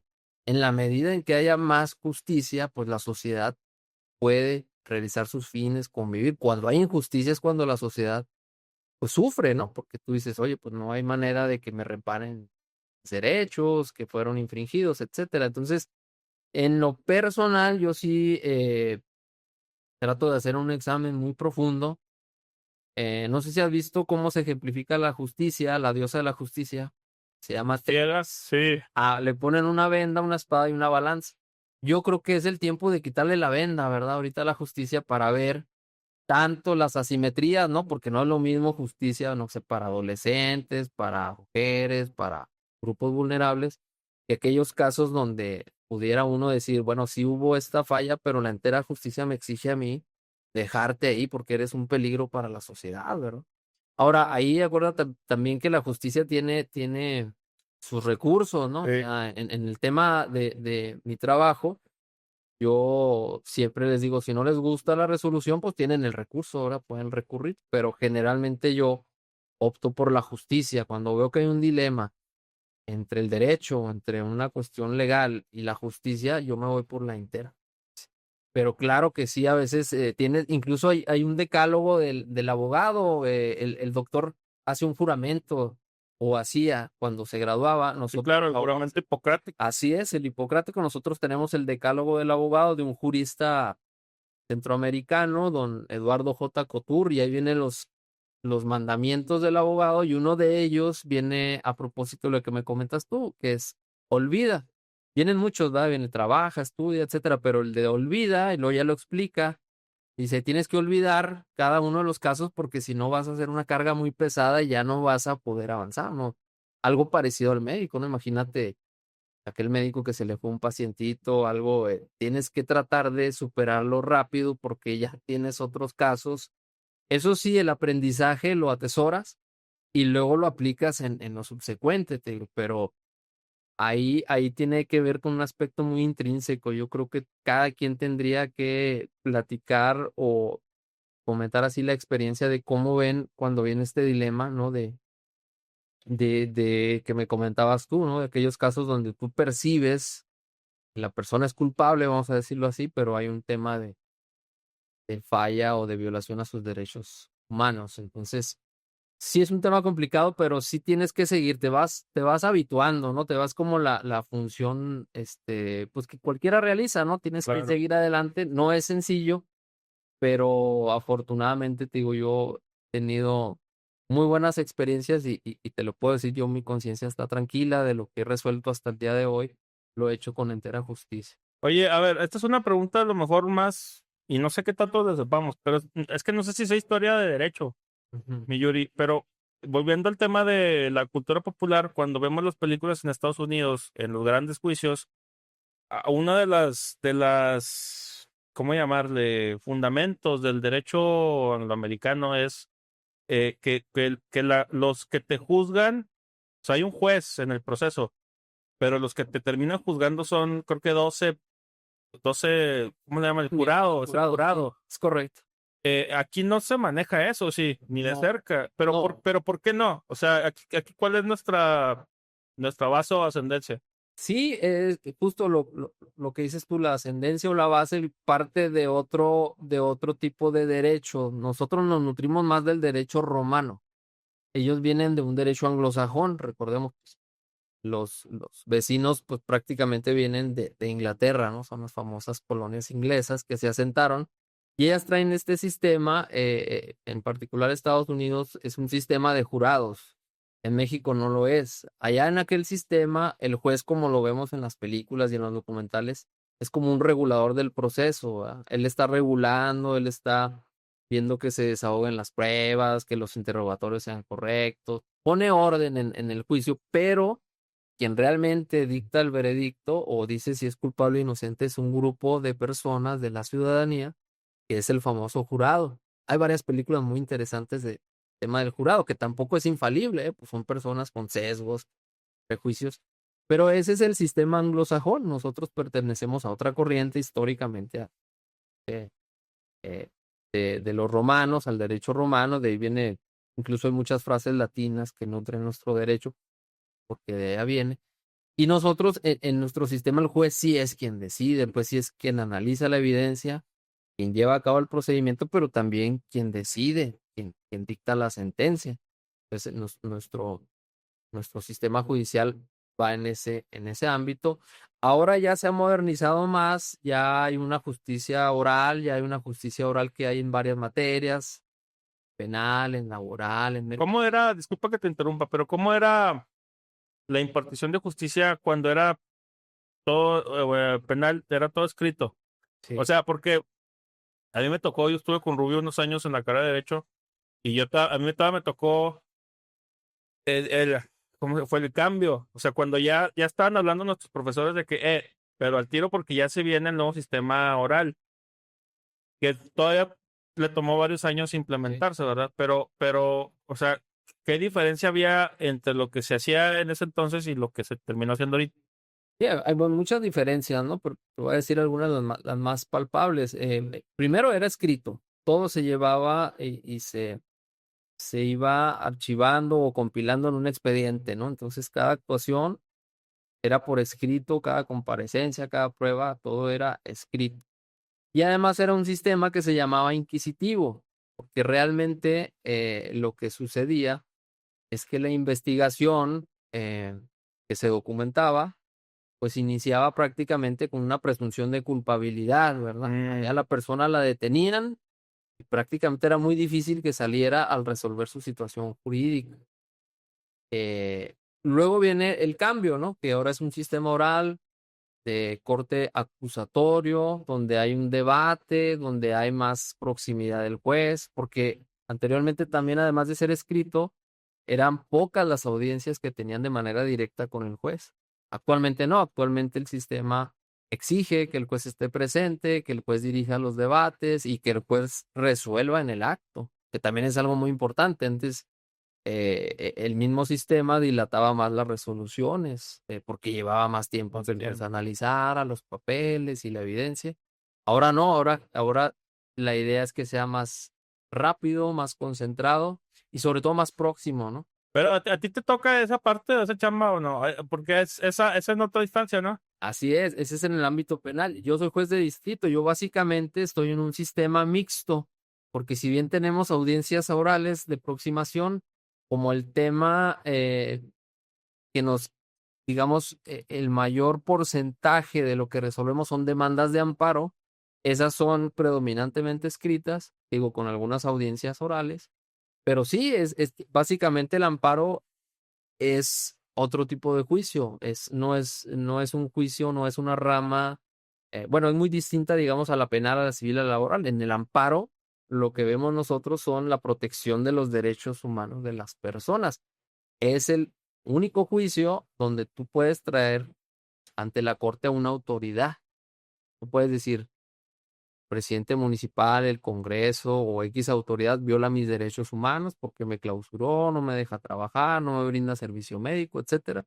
Ese es el juicio de amparo, desde mi punto de vista, el más noble que existe, que los otros son más frontales, son pues contiendas entre particulares o delitos, pero este realmente es la única oportunidad del ciudadano de estar al nivel de una autoridad. Y es donde la autoridad viene con nosotros y tiene que justificar por qué hizo ese acto. ¿Cómo lo justifica? Pues acorde a la Constitución, ¿verdad? por ejemplo, es que me quitaron mi carro. ¿Por qué se lo quitaste, autoridad de tránsito? Ah, porque cometió esta infracción o X. Pues está muy interesante y te digo que es muy noble porque digamos que es donde estás a la par de la autoridad y pues de alguna manera es una gran herramienta para el ciudadano para que se salvaguarden sus derechos, A ¿no? ver, por ejemplo, caso hipotético que me acaba de suceder, que pues la extensión es muy chiquita si tú quieres, ¿verdad? Pero el otro día fui al centro y ya es que ahorita está el tema de los parquímetros virtuales. Me tuve que meter a investigar cómo rayos se pagaba esa cosa, entonces ya descargué la aplicación y todo, me estacioné, fui a hacer mis diligencias, pagué 1 hora de parquímetro porque dije, me va a tardar 40 minutos, me tardé mucho más, pero entonces en el Inter me acordé, me volví a meter y volví a pagar y luego cuando salí no tenía la placa. Yo no sé, no quiero tampoco ponerme a sacar hipótesis, no sé si se estaban esperando a que, deja que pasea 1 minuto después y si no paga, le quito la placa y me la llevo. Ahí yo pudiera meter un amparo. Pues se puede meter amparo de todo, ¿verdad? Pero a lo que voy es, ese tipo de cosas proceden o no proceden. Ah, bueno, es que hablas de dos temas muy interesantes. Efectivamente, uno puede demandar para prácticamente casi cualquier acto de autoridad. El tema es que hay requisitos de procedencia. No cualquier acto, digamos, es susceptible de que proceda tu demanda de amparo y llegues a una sentencia. Porque obviamente la autoridad tiene un fiat de atribuciones, ¿no? Esa es la lógica de un Estado. La autoridad tiene que actuar, tiene que llevar a cabo ciertas actuaciones para que el Estado funcione. Entonces, tiene atribuciones que deben de estar previstas en la norma. Entonces, eh, hay que ver la naturaleza del acto, hay que ver en qué se funda, que cualquier acto de autoridad debe estar fundado y motivado. O sea, no te pueden molestar así por molestar. Debe de ser una causa legal que motive ese actuar. Oye, es que te pasaste del parquímetro, por ejemplo, por eso le retiré la placa. Pero ahí estamos hablando de un tema, bueno, pues de tránsito, probablemente de una infracción, y habría que ver al detalle, pues, cómo se plantea eso en un juicio constitucional, ¿no? Pero en realidad sí es muy amplia la gama del amparo, ¿eh? Muy noble en ese sentido. Sí es la procedencia incluso cada vez va siendo más amplia. Las reformas a la ley de amparo procuran que se vaya ampliando más por el tema de que la autoridad también se ha venido excediendo en algunas de las atribuciones. A ver, ahí te va, porque se me acaba de ocurrir. Vamos a suponer que yo me amparase ante ese acto, porque sí pagué y luego volví a pagar, pero para cuando volví a pagar probablemente ya me habían quitado la placa, ¿verdad? Y ahí yo lo que estoy pensando es, ok, está bien. Ese momento en el Inter, pues no estaba yo amparado bajo el hecho de que ya había pagado mi ticket, porque pues fue el momento en el que no cubría mis tiempos, ¿verdad? Pero ya que el mismo gobierno municipal está innovando con el tema de que ahora puedes pagar de manera virtual, ¿por qué no, en lugar de que me quiten la placa, cuando está ahí el agente vial, me pueda mandar una notificación de que, oye, paga tu parquímetro o te quito la placa? Evidentemente lo hacen porque les conviene más quitarme la placa y que yo vaya a pagar la infracción, ¿verdad? Pero sería yo creo que más express porque no es como que yo me estuviera haciendo menso para pagar, sino que simplemente por el tema de los tiempos en el Inter me quitaron la placa. Pero una cosa sí estaría interesante de estudiarse o no, o nomás son chaquetas mentales mías. No, no, no, totalmente es donde surgen las innovaciones, cuando uno empieza precisamente a preguntarse y a cuestionarse cosas tan lógicas como la que dices tú. Si ya modernizaron el sistema de cobro, pues qué quitaría que llegara un SIM o un mensaje, ¿no? Oye, te doy, no sé, 1 minuto para que vuelvas a pagar. A mí me parece bastante razonable. Lo que te quiero decir es que el detonante del amparo se condensa en la frase de José María Morelos y Pavón, que todo el que se queje con justicia tenga un tribunal que lo ampare y lo proteja contra el arbitrario. Entonces aquí el tema es que el acto de autoridad tiene que no ser arbitrario, por así decirlo. La autoridad puede actuar, de hecho debe actuar, ¿no? Te allanan la casa, le hablas a la policía, pues se tienen que llevar al que esté allanando, etcétera. O sea, la autoridad tiene que realizar sus funciones. El tema es que no haga arbitrariedades. Y es donde el amparo trata de mediar esa situación, ¿verdad? Tú como ciudadano puedes promover el amparo, la autoridad viene y dice, no, pues yo cuando le quité la placa fue en ese lapso de tiempo que está acreditado que no estaba. Y lo otro que dices tú es bien interesante también, porque en el mundo del derecho, pues tú sabes que los abogados se dedican a litigar, a la procuración, a la impartición, a muchos ámbitos, pero hay muchos abogados que incursionan en el ámbito político. Entonces es bien interesante de estar cerca también de las personas o sugerirles a las personas que participan en el proceso de creación de normas este tipo de, pues como dices tú, de ideas que a mí me parece muy razonable, ¿no? O sea, que vamos a volver a eso, o sea, modernizaste aquello, que sería muy difícil que te llegara un mensaje para decir, porque digo, a todos nos pasa, ¿no? O sea, tú estás haciendo tus actividades y el tiempo se va volando, en tu caso, pues se pasó la hora, que padre que te llegara un mensaje, ¿no? Porque aparte tú estabas cumpliendo, o sea, ni modo que el sistema no les arroje también que ya Exacto. habías pagado. Incluso hay Ay, porque das tus datos, o sea, cuando te metes en la aplicación tienes que poner tu coche, tus placas, el color, quién eres, tu correo, todo. O sea, mis datos ya los tenían, era muy fácil que la autoridad llegara y dijera, espérame, te excediste. A lo mejor, no, ¿cómo te diré?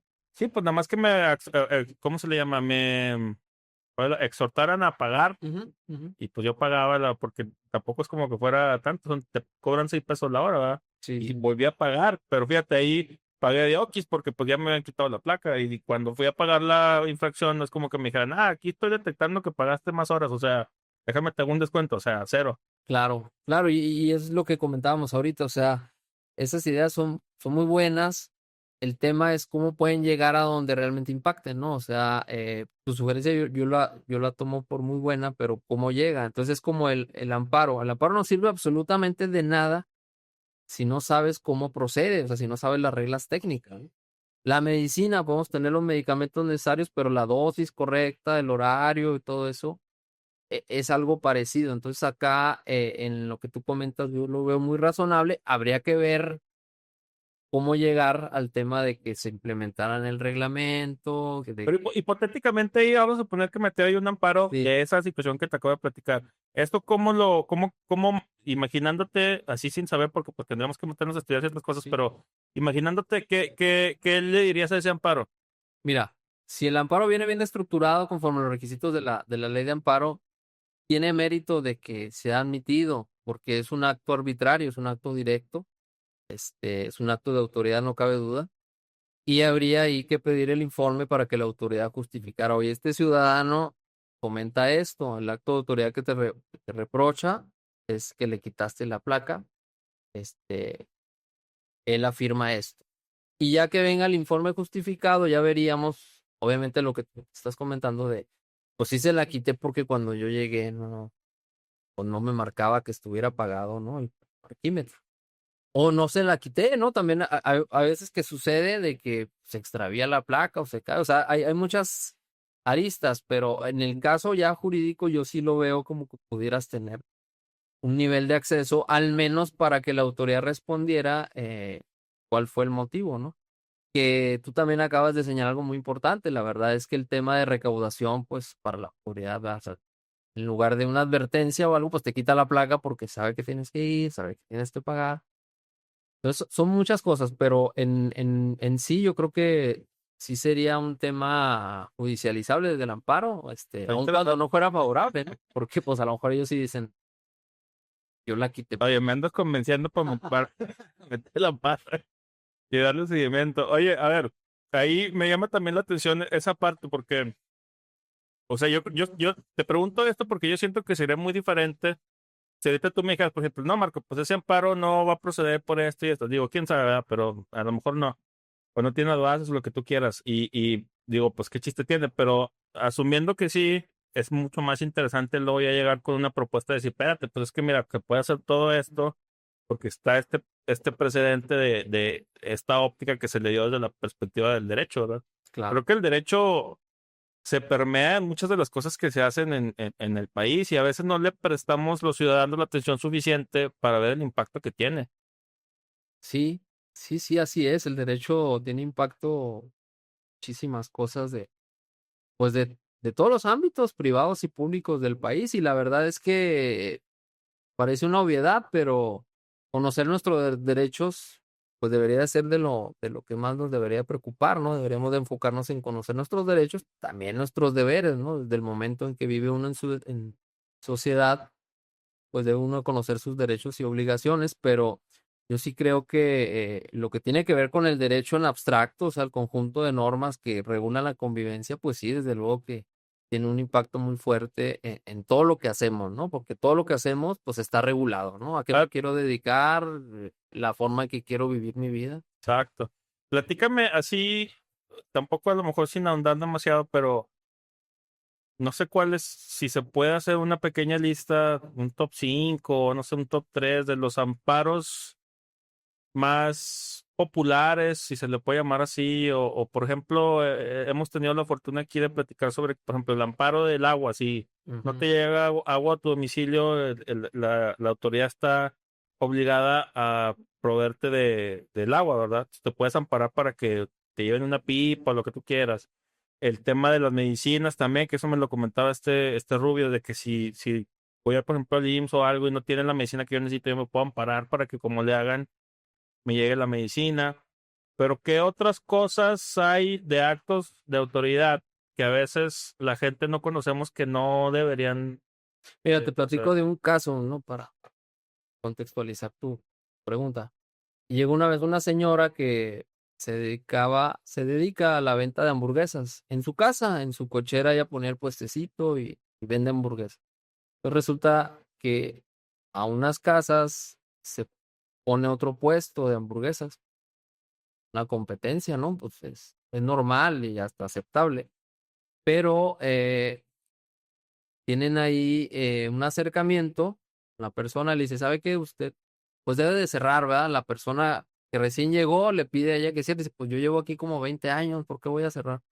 No, pues que yo soy influyente, le empezó a decir ahí ciertas amenazas y de la nada a la señora que llevaba ya 20 años le llegaron los inspectores, todos los habidos y por haber, ¿verdad? De sanidad, de inspector de si tenía licencia, y acaban por clausurarle su negocio a ella.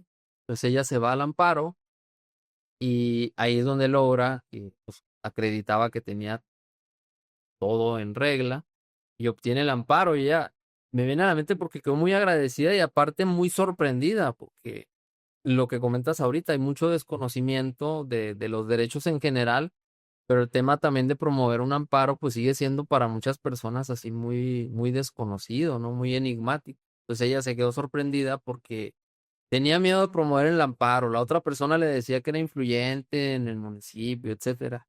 Y cuando obtiene la protección, ella se sorprende mucho y ahora está así como muy agradecida y le comenta a todas las personas que puede, oye, el amparo es una maravilla.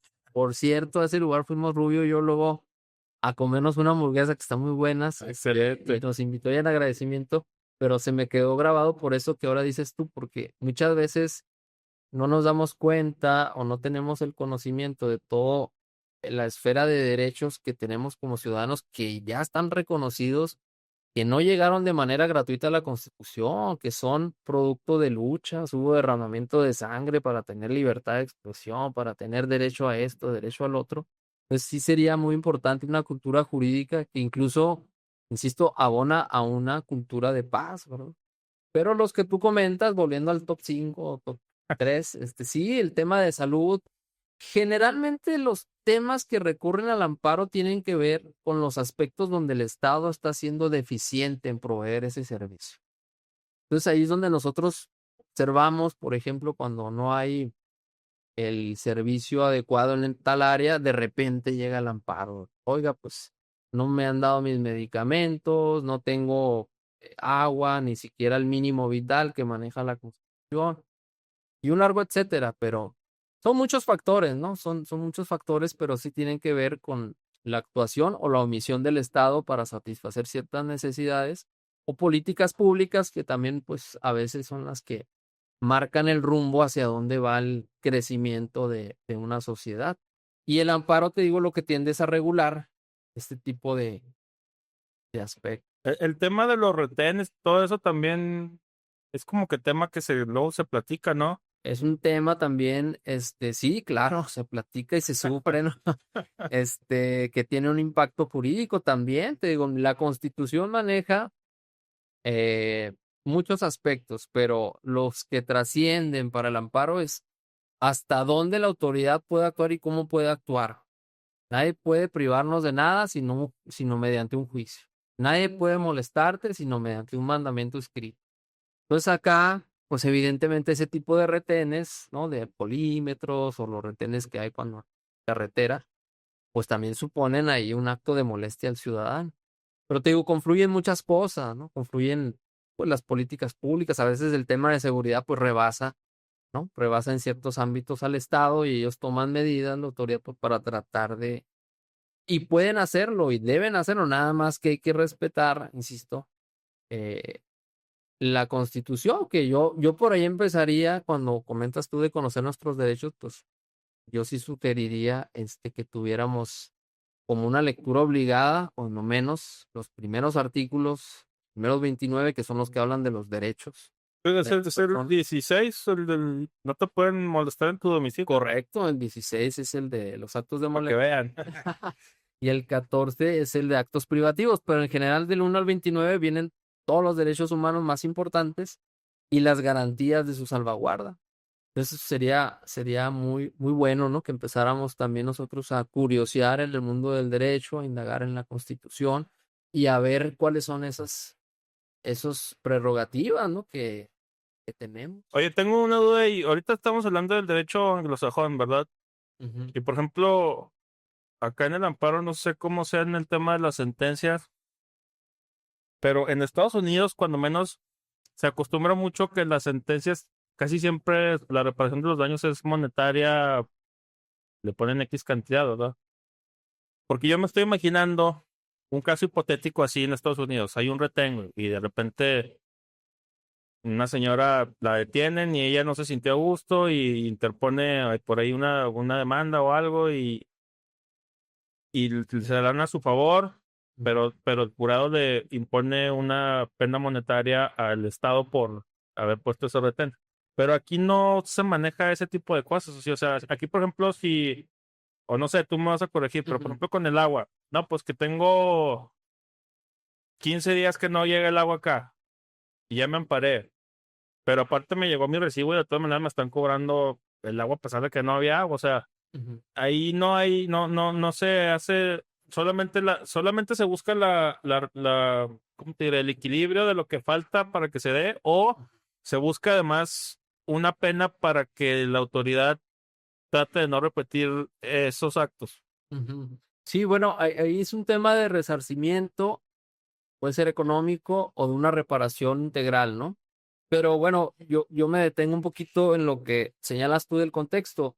Desde luego que la naturaleza de el país, el sistema económico, todos estos ingredientes que identifican a una nación como, por ejemplo, Estados Unidos, ellos apuntan más a este aspecto económico. Ahí sí, desde luego, por ejemplo, las acciones civiles. Además, tú ves a los abogados que cómo se promocionan ellos, ¿verdad? Te lesionaste en tu trabajo o te pasó algo, ven, te vamos a ayudar. ¿Por qué? Porque ellos van muy enfocados al tema de resarcimiento económico por el sistema económico que ellos manejan, de un capitalismo exacerbado, ¿no?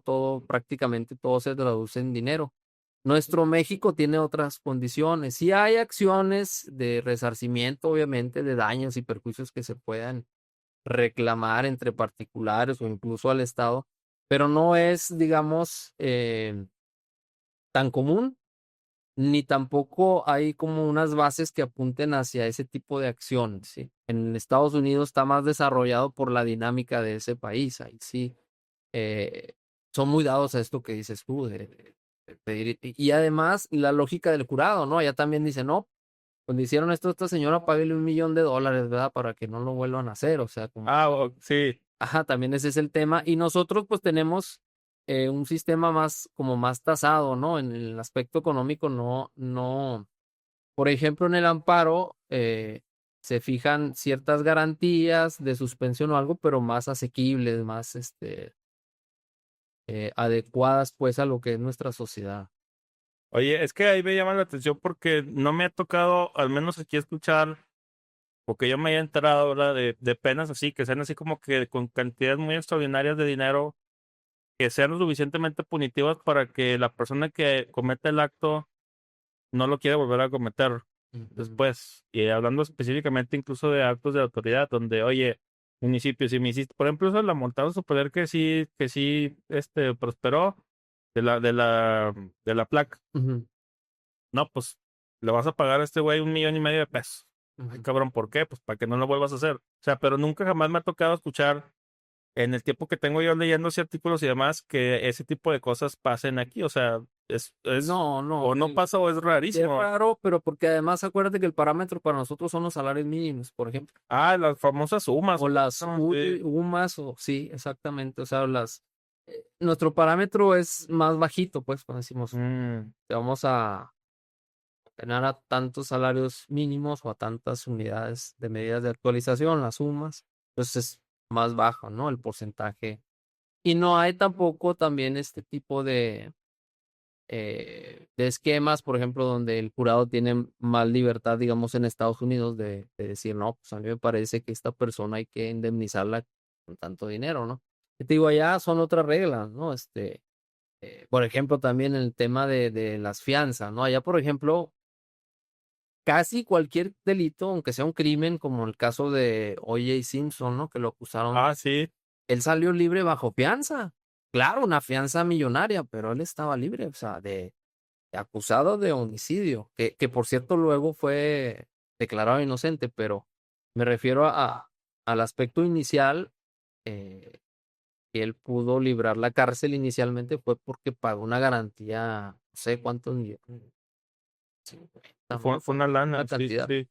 Así es, entonces te digo, son ya peculiaridades del sistema y los parámetros pues propios de cada nación. Aquí el salario mínimo pues todavía es, es una base, digamos, más limitada, las sumas. Entonces no se ve tan seguido, pero sí existe esa posibilidad, existe la reparación del daño, el daño moral y claro que acciones pues para obtener un resarcimiento económico, sí existen, dependiendo del caso. ¿Pudiera alguno de ustedes como juzgadores hacer esa innovación o se verían limitados?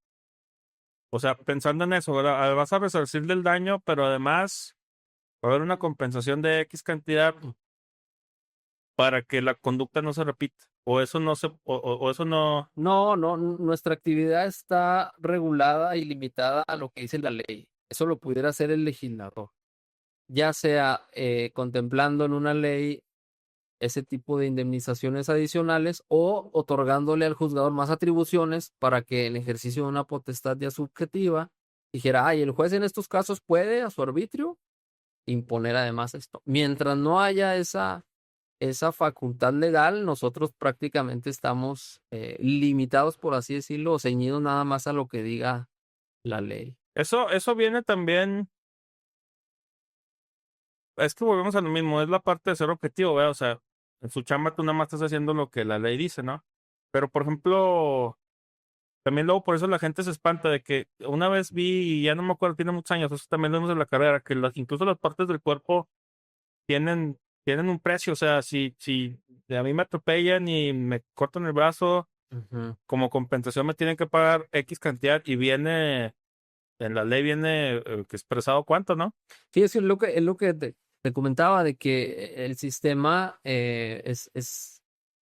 maneja mucho el tema de la taxatividad, o sea, lo que viene en la ley para ciertas cosas. Hay un margen de interpretación, ¿no? O sea, sí debo decirlo, o sea, la evidencia, las pruebas que te ofrecen las partes, tú las puedes interpretar, analizar y puedes en este ejercicio jurisdiccional, pues tener un cierto arbitrio, o sea, decir, a mí me parece esto o me parece aquello, pero sí hay cosas que ya vienen por ley, por disposición legal, ya reguladas, limitadas, y tienes que tú nada más determinar, si, bueno, conforme a tal artículo, esta es la cantidad para tal situación. Pero sí se entremezcla un poco, te digo, sobre todo en el ámbito de juzgar una conducta o analizar una evidencia, si hay un arbitrio, si hay una interpretación. De hecho, es todo un tema, la interpretación judicial. Nosotros tenemos muchos cursos, manejamos muchos libros de lo que es el tema de interpretación judicial, pero hay otras cosas que no hay manera de interpretarlas tasadas. Muy bien. Oye, hay, volvemos, o no que me queden dudas, pero me gustaría explorar la parte esa que hablamos de la fiscalía. ¿Hay diálogo entre el Poder Judicial y el MP o no? O a lo mejor no es requisito si tú quieres, pero no se intenta buscar de alguna manera, porque siento que es tan simbiótico su trabajo que, o sea, si yo estuviera tus zapatos, por ejemplo, a mí me gustaría mucho acercarme con ¿cómo se le llama? Es el procurador, ¿verdad? De Sí. justicia, diciendo, oye, güey, a las órdenes, a ver qué podemos hacer, este, qué necesitas, qué, o sea, para que a final de cuentas, porque eso es un servicio que se hace, pues, a la gente, al ciudadano, a Claro. México, ¿sabes? Y muchas veces siento yo sin conocer que si hay una falta de comunicación, una falta de confianza, una falta de construcción de equipo, una falta de todo, pues pasa lo que hemos venido platicando durante todo el podcast. Sí, no, totalmente de acuerdo contigo. O sea, el tema de comunicación institucional respetuosa y con los parámetros que deben ser, yo creo que es fundamental. También te comento a nivel experiencia personal, como debe ser, es pues, cada quien habla como le va en la feria. Yo siempre he sido de la idea de esos acercamientos, siempre, siempre. Yo he comentado cuando platicamos con los colaboradores, con los compañeros de trabajo y gestionamos los asuntos, hablen, hablen, comuníquense, coordínense, traten de llegar, claro, a cada quien en su función y en su óptica, pero si tomamos en cuenta que el tribunal es quien va a decidir, pues siempre es mejor que decida con todos los elementos, con todo el contexto, y no nada más con fiscalías, o sea, también con las partes, ¿no? O sea, todos los que tienen que ver con el entramado judicial, con la contienda. Yo creo que eso es muy saludable, tener un acercamiento, una comunicación, una empatía. Y claro, después viene por lo que tiene que venir el veredicto, porque los conflictos se resuelven pues, con una sentencia, ¿no? Si ya llegaron a esa instancia, tienen que resolverse, pero qué mejor, como dices tú, con un criterio más amplio, bien nutrido y en coordinación. O sea, está claro que la fiscalía pues tiene un objetivo, ¿verdad? Su naturaleza y razón de ser es uno. Está claro, la defensa también.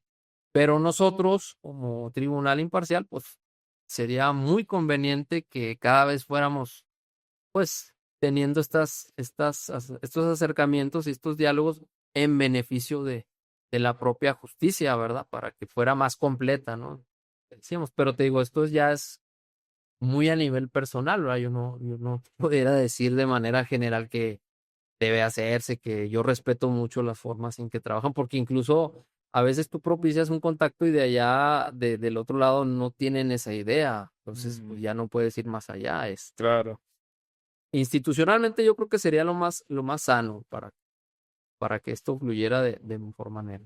Sí, pues es que estaría interesante ahí que hubiera, así como hay sesiones, por ejemplo, en diputados y senados y demás, que a lo mejor 2 veces al año se juntaran, compartieran ideas, rebotaran ideas y dijeran, esta es una manera más interesante de trabajar y se persiguiera esa parte, ¿no? Me gustaría platicar del tema de la interpretación de la ley, ahora sí que se me hace muy apasionante, o sea, en ese sentido, cuando ustedes tienen que mantener como entes muy objetivos en su tema de arbitraje, ¿cómo le haces para saber hasta dónde está bien interpretar? Yo siento que si yo, volvemos a lo mismo, si yo estuviera en ese giro, una de las cosas que a mí de lo que más me encantaría a mí sería la parte de la interpretación. A ver, es que esto puede significar esto, se le puede mover por aquí, y no estás viendo esto de acá que se relaciona con esto, pero eso entonces ustedes, ¿hasta dónde crees tú que está interesante que le muevan y hasta dónde tienen que sujetarse porque siento que es como la Biblia, o sea, hay gente que es de que no, güey, es que es literal, y si no lo es literal, estás mal. Y hay gente que dice, no, espérate, es que esto no es literal, esto es figurativo y significa esto y esto otro, pero luego eso da pie a muchos debates, ¿no?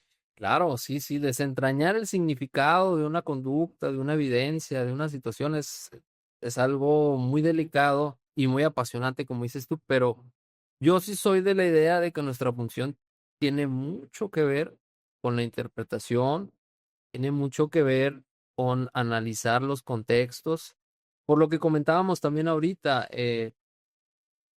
no es lo mismo eh, un juicio donde interviene un menor de edad, donde pide justicia una mujer en ciertas condiciones, una persona de escasos recursos.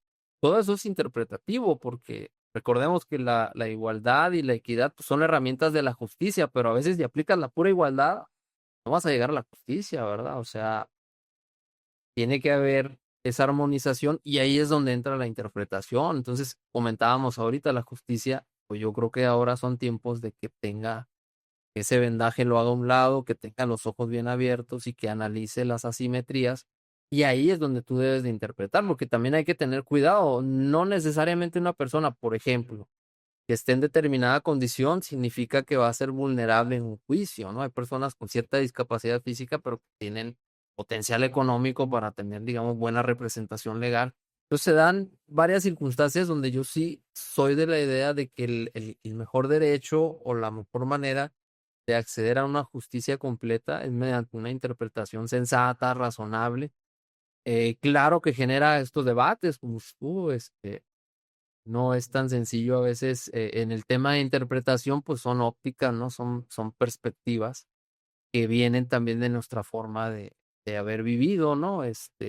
Y del conocimiento también del entorno, porque, por ejemplo, si yo te digo que subir la Rumorosa es tan fácil como subir el Cristo de las Noas, pues tú dirías, yo no conozco la Rumorosa, o sea, yo no sé si, o a lo mejor sí conoces y dirás, no, claro que no, es el doble, es una montaña del doble. Entonces, ese tipo de elementos fácticos también te Ujú. permiten interpretar de mejor manera, ¿no? Es como, vamos a suponer, van a la oficina y me dicen, esta persona viene de Viesca y quiere que lo reciba. Ah, claro que sí lo atendemos. Y me dicen, viene esta persona de Saltillo.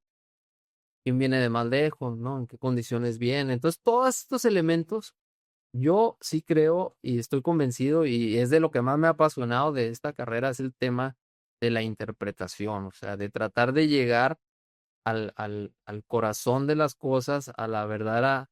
Incluso, fíjate, el ejercicio de justicia misma es una aproximación, ¿no? Nosotros los abogados sabemos bien que la justicia no es la sentencia que se dicta, la verdad realmente de lo que acontece, pues solamente lo saben las personas.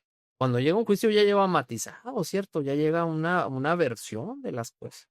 Uno tiene que analizar la evidencia, interpretar las situaciones y tratar de llegar a un veredicto que dé cierta seguridad, estabilidad, pero en realidad, pues, la verdad nadie la sabe como tal, o sea, la realidad de lo que aconteció. Pues por eso esta herramienta de la interpretación es fundamental, o sea, el hecho de interpretar no solo la evidencia, a veces las aproximaciones, muchas veces, cuando uno entrevista a las partes, la verdad es que te da mucho más amplio, ¿no?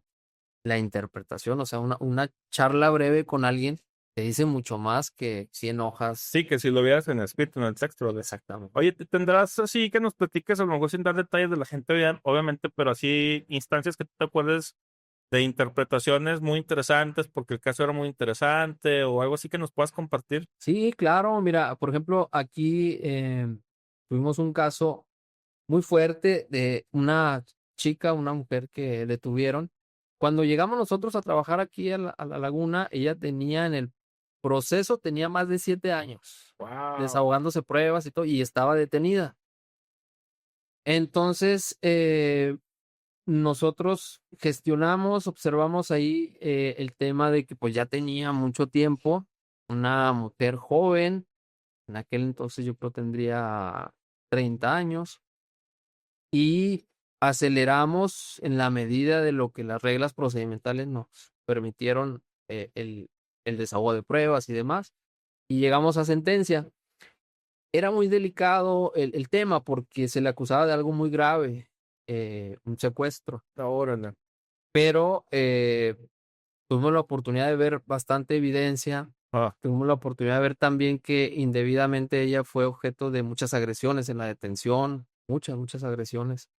Y el contacto que tuvimos también, porque había audiencias donde sacamos pruebas, donde estuvimos, y llegamos a la conclusión de que pues, de que era inocente y así lo declaramos. No fue sencillo porque había varias cuestiones de difícil interpretación, pero las herramientas que nos da el orden jurídico nacional e internacional pudieron, por ejemplo, ofrecerle una protección jurídica reforzada por ser mujer, porque está de un estrato económico pues complicado, con necesidades y carencias, madre, soltera.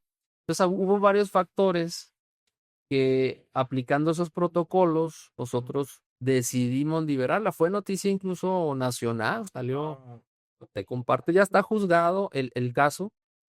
Luego te comparto el nombre en particular de la persona, pero ahí fue un tema de interpretar todo lo que había acontecido y aun cuando había hechos muy fuertes que detonaron esa investigación, pues nosotros también dijimos, es que aquí hay otros elementos, ¿verdad? Hay otros elementos, la violencia que sufrió, que eso podía haber detonado en una confesión forzada, el tiempo de reclusión excesivo, y muchos años y todavía no sé qué condena, las cuestiones muy particulares de ella, pues, insisto, mujer, soltera, madre, de extracto económico bajo, y total que decidimos, y fue complicado porque obviamente la fiscalía, pues, no le gustó nada, ¿verdad? Para ellos eran culpable, etcétera. Afortunadamente esa sentencia fue confirmada por un superior y eventualmente incluso fue al juzgado a agradecernos y ahí pudimos constatar que era una persona, insisto, lo digo con mucho respeto, no sabemos qué tan inocente o no, porque los hechos no sabemos, pero sí una persona que tenía un perfil que valía mucho la pena como ciudadana. Al día de hoy tiene una asociación de personas que han sufrido detenciones arbitrarias, o sea, todo lo que ella vivió lo detonó en algo positivo y eso pues, nos dio mucha satisfacción, pero fue un ejercicio de interpretación argumentativo muy, muy profundo, muy profundo. Luego te comparto, te digo, la sentencia es pública y ese es el que, entre algunos otros que no se me olvidan por ese tema, de que luego ella fue y ella nos decía, pues yo pensé que me iba a quedar ahí muchos años y cuando llega usted y que trabajan y que me dejan libre, y todavía me daba un poco de risa porque mi secretaria, la que trabajó esa sentencia, le dijo a ella, no, y la verdad yo sí quería condenarla, dice, porque había muchas más pruebas que apuntaban a un tema ahí, pero el juez pues aplicó los protocolos e interpretó los hechos a su favor en ese sentido, pero justo eso es la mayor dificultad del ejercicio del juzgador, o sea, tú realmente tienes que tener esa convicción y determinación, pero tratando de interpretar de la mejor manera porque es imposible. Salvo ahí, por cierto, hablando de películas, hay una película que me interesó porque se supone que en un futuro ya puedes ver lo que realmente pasó, o sea, hay como una maquinita del tiempo, entonces pues ahí está más fácil como que juzgar, ¿no? Pero ahorita no puedes, ahorita tienes que confiar en las pruebas, La de tienes Tom que... Cruise, es la de Tom Cruise aquí. Hay una de esa Se llama el Minority Report. Minority Report, Eh, ¿verdad? Que ya van, todavía ni comete el hecho y ya van a la mesa porque ya sí, saben qué iba a pasar, ¿no? Que luego también tuvo fallas el sistema, ¿no? tuvo fallas, sí. Entonces, todavía no es nuestro caso y sí tienes que dar un salto de fe, por así decirlo, obviamente con todos los argumentos y la interpretación, pero eso es lo apasionante, te digo, tratar de llegar a hacer una entera justicia no es fácil, pero es apasionante. O sea. Oye, y te agradezco mucho por compartir, porque creo que ese tipo de historias la gente las deberíamos de conocer más para poner en perspectiva lo difícil que luego puede representar para un juzgador ese tipo de casos, ¿verdad? Porque estás juzgando o estás, ¿cómo te diré? En tus manos recae la vida muchas veces por la calidad de vida de muchas personas y eso nosotros no nos damos cuenta. Pero ahorita, y esto es completamente hipotético, pero se me ocurrió porque ahorita que mencionabas lo de Minority Report, pues sí, son estas máquinas que pueden ver el futuro de los crímenes y hay una unidad especial de la policía que va y detiene a la gente antes de que los puedan cometer, ¿verdad? Pero ahí,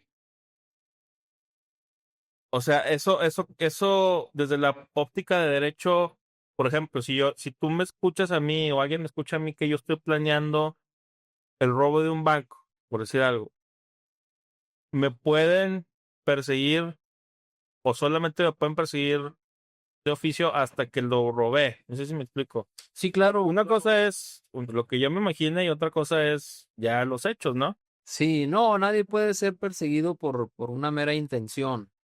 Las etapas, bueno, vuelvo a un término, ¿no? Latino, el iter criminis, el camino del delito.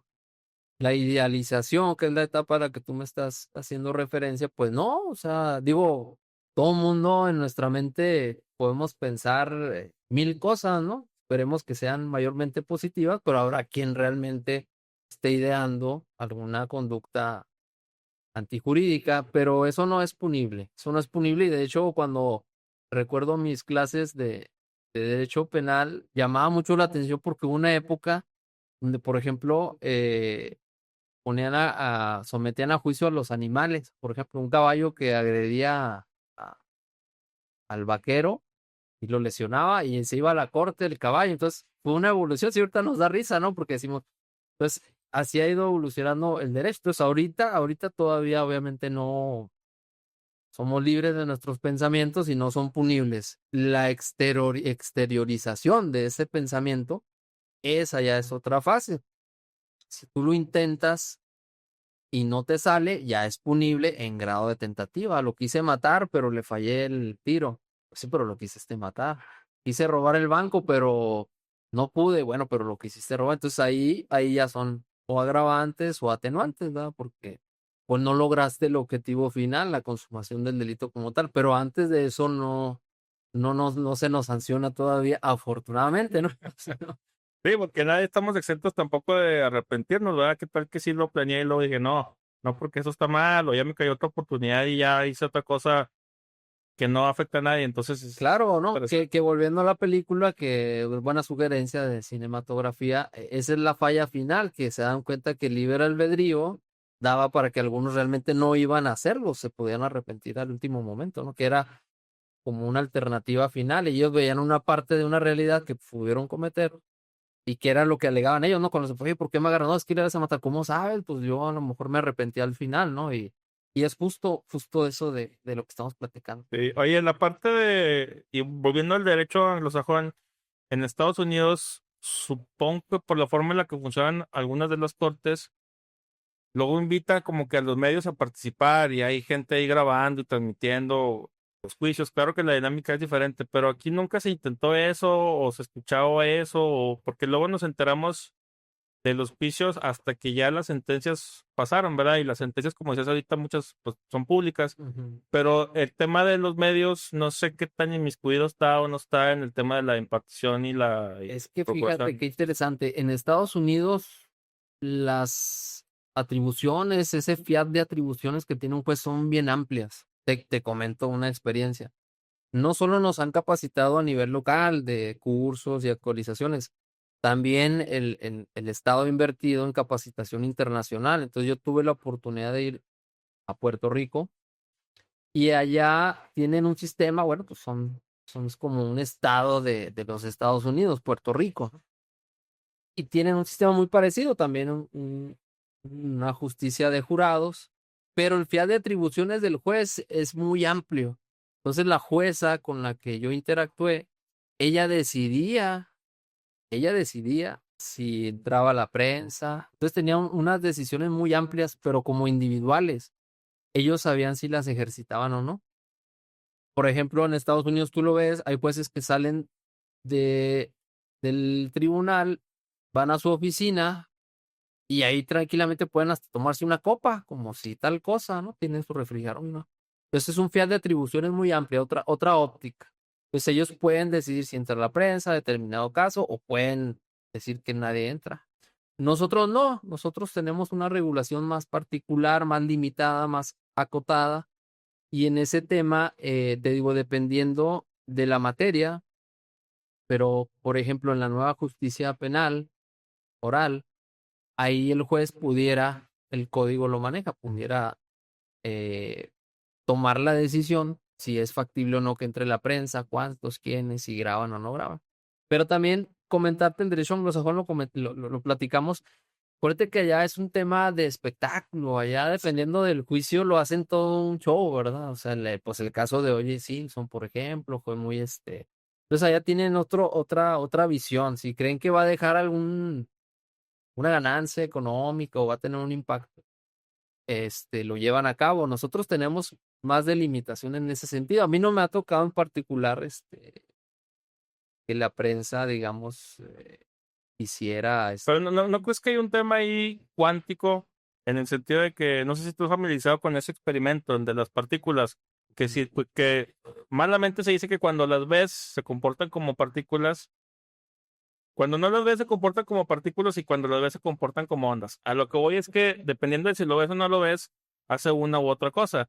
Pero creo que eso nos pasa a los seres humanos. O sea, no es lo mismo que tú me estés viendo mi comportamiento a que si yo siento que nadie me está viendo. Y a lo mejor allá el hecho de que haya prensa en algunas cosas hace que, si bien por ejemplo, los jurados en teoría no deberían de tener contacto con noticias y demás, me imagino yo que los jueces al menos sí, o sea, pues a lo mejor se bombardean de que tal güey está diciendo esto y tal persona está diciendo esto y están diciendo que no le pusimos atención o sea, sin querer queriendo, pues uno se va permeando de lo que van diciendo, ¿verdad? claro. Pero eso, ¿tú crees que eso afectaría también la forma en la que aquí se imparte la justicia, asumiendo que algún día dijera, no, pues vamos a permitir que la prensa pueda estar al pendiente de los juicios? Probablemente sí, porque no podemos desconocer el poder que tiene la prensa y la opinión pública. Pero fíjate, el tema que dices tú me llama la atención porque el tema sí cambia cuando está siendo uno observado. Sí cambia, obviamente, el enfoque. Hay otro componente, ¿no? Cuando tú te sientes observado en tu actividad, sea cual fuere. Por eso los temas de transparencia, tan importantes, de que una justicia rinda cuentas, de que un servidor público sea transparente en su actuar. Ahora, aquí el componente sería el tema de la prensa, porque a final de cuentas las justicias orales actualmente pues ya son, digamos, observadas, son grabadas a cuadro, lo vemos ahí en red, ¿no? Tú ves, miren el juez que dictó. El tema sería aquí la prensa, porque pues como tú sabes también hay diferentes tipos de prensa, ¿no? Prensa más seria, más amarillista, hay prensa oficial, etcétera. Entonces, yo creo que ese componente es el que se complica. Claro que lo otro también, bien importante lo que tú dices, yo creo que un juzgador debe estar muy al tanto de las noticias en el aspecto del contexto real y de lo que la gente se está nutriendo, ¿verdad? Pues a lo mejor ahí sería un tema también de bien enfocado, de que el juzgador, en las personas encargadas de hacer esta labor, pues estén muy al pendiente de cómo está orientada la opinión pública, de algunos datos también que te digo, son bien importantes interpretar, eh, no nada más la evidencia que está a tu mano, sino el contexto en el que se están desarrollando los hechos, ¿verdad? Pero sí cambia mucho, te digo,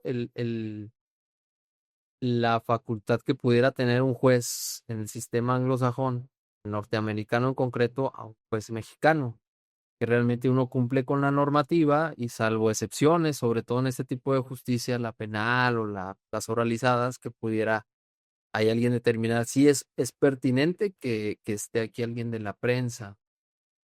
Son temas delicados por muchas cosas, ¿no? Acuérdate también que ahí estamos hablando de un conflicto a final de cuentas de personas, ¿no? Entonces, no todas las personas, pues van a, ¿no?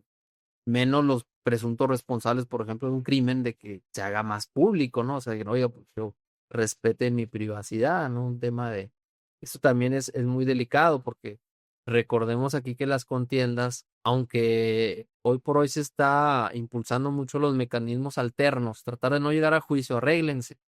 Esto está creciendo mucho, pero lo que llega a juicio, pues generalmente la gente lo último que quiere es que se entere más gente, ¿verdad? Que traen un problema de cualquier índole, porque generalmente la problemática jurídica impacta en la vida de una persona en muchas áreas. Si se entera la gente que trae un problema penal, pues hay una interpretación, un problema laboral, si eres empresario, pues hay otra interpretación. Entonces tiene un impacto diferenciado que sí es muy delicado y que se tiene que cuidar mucho, Marco. Oye, me gustaría ir, para ir cerrando, ya nos vamos a aventar casi 2 horitas, ya vamos platicando, se va el tiempo de volada. muy interesante.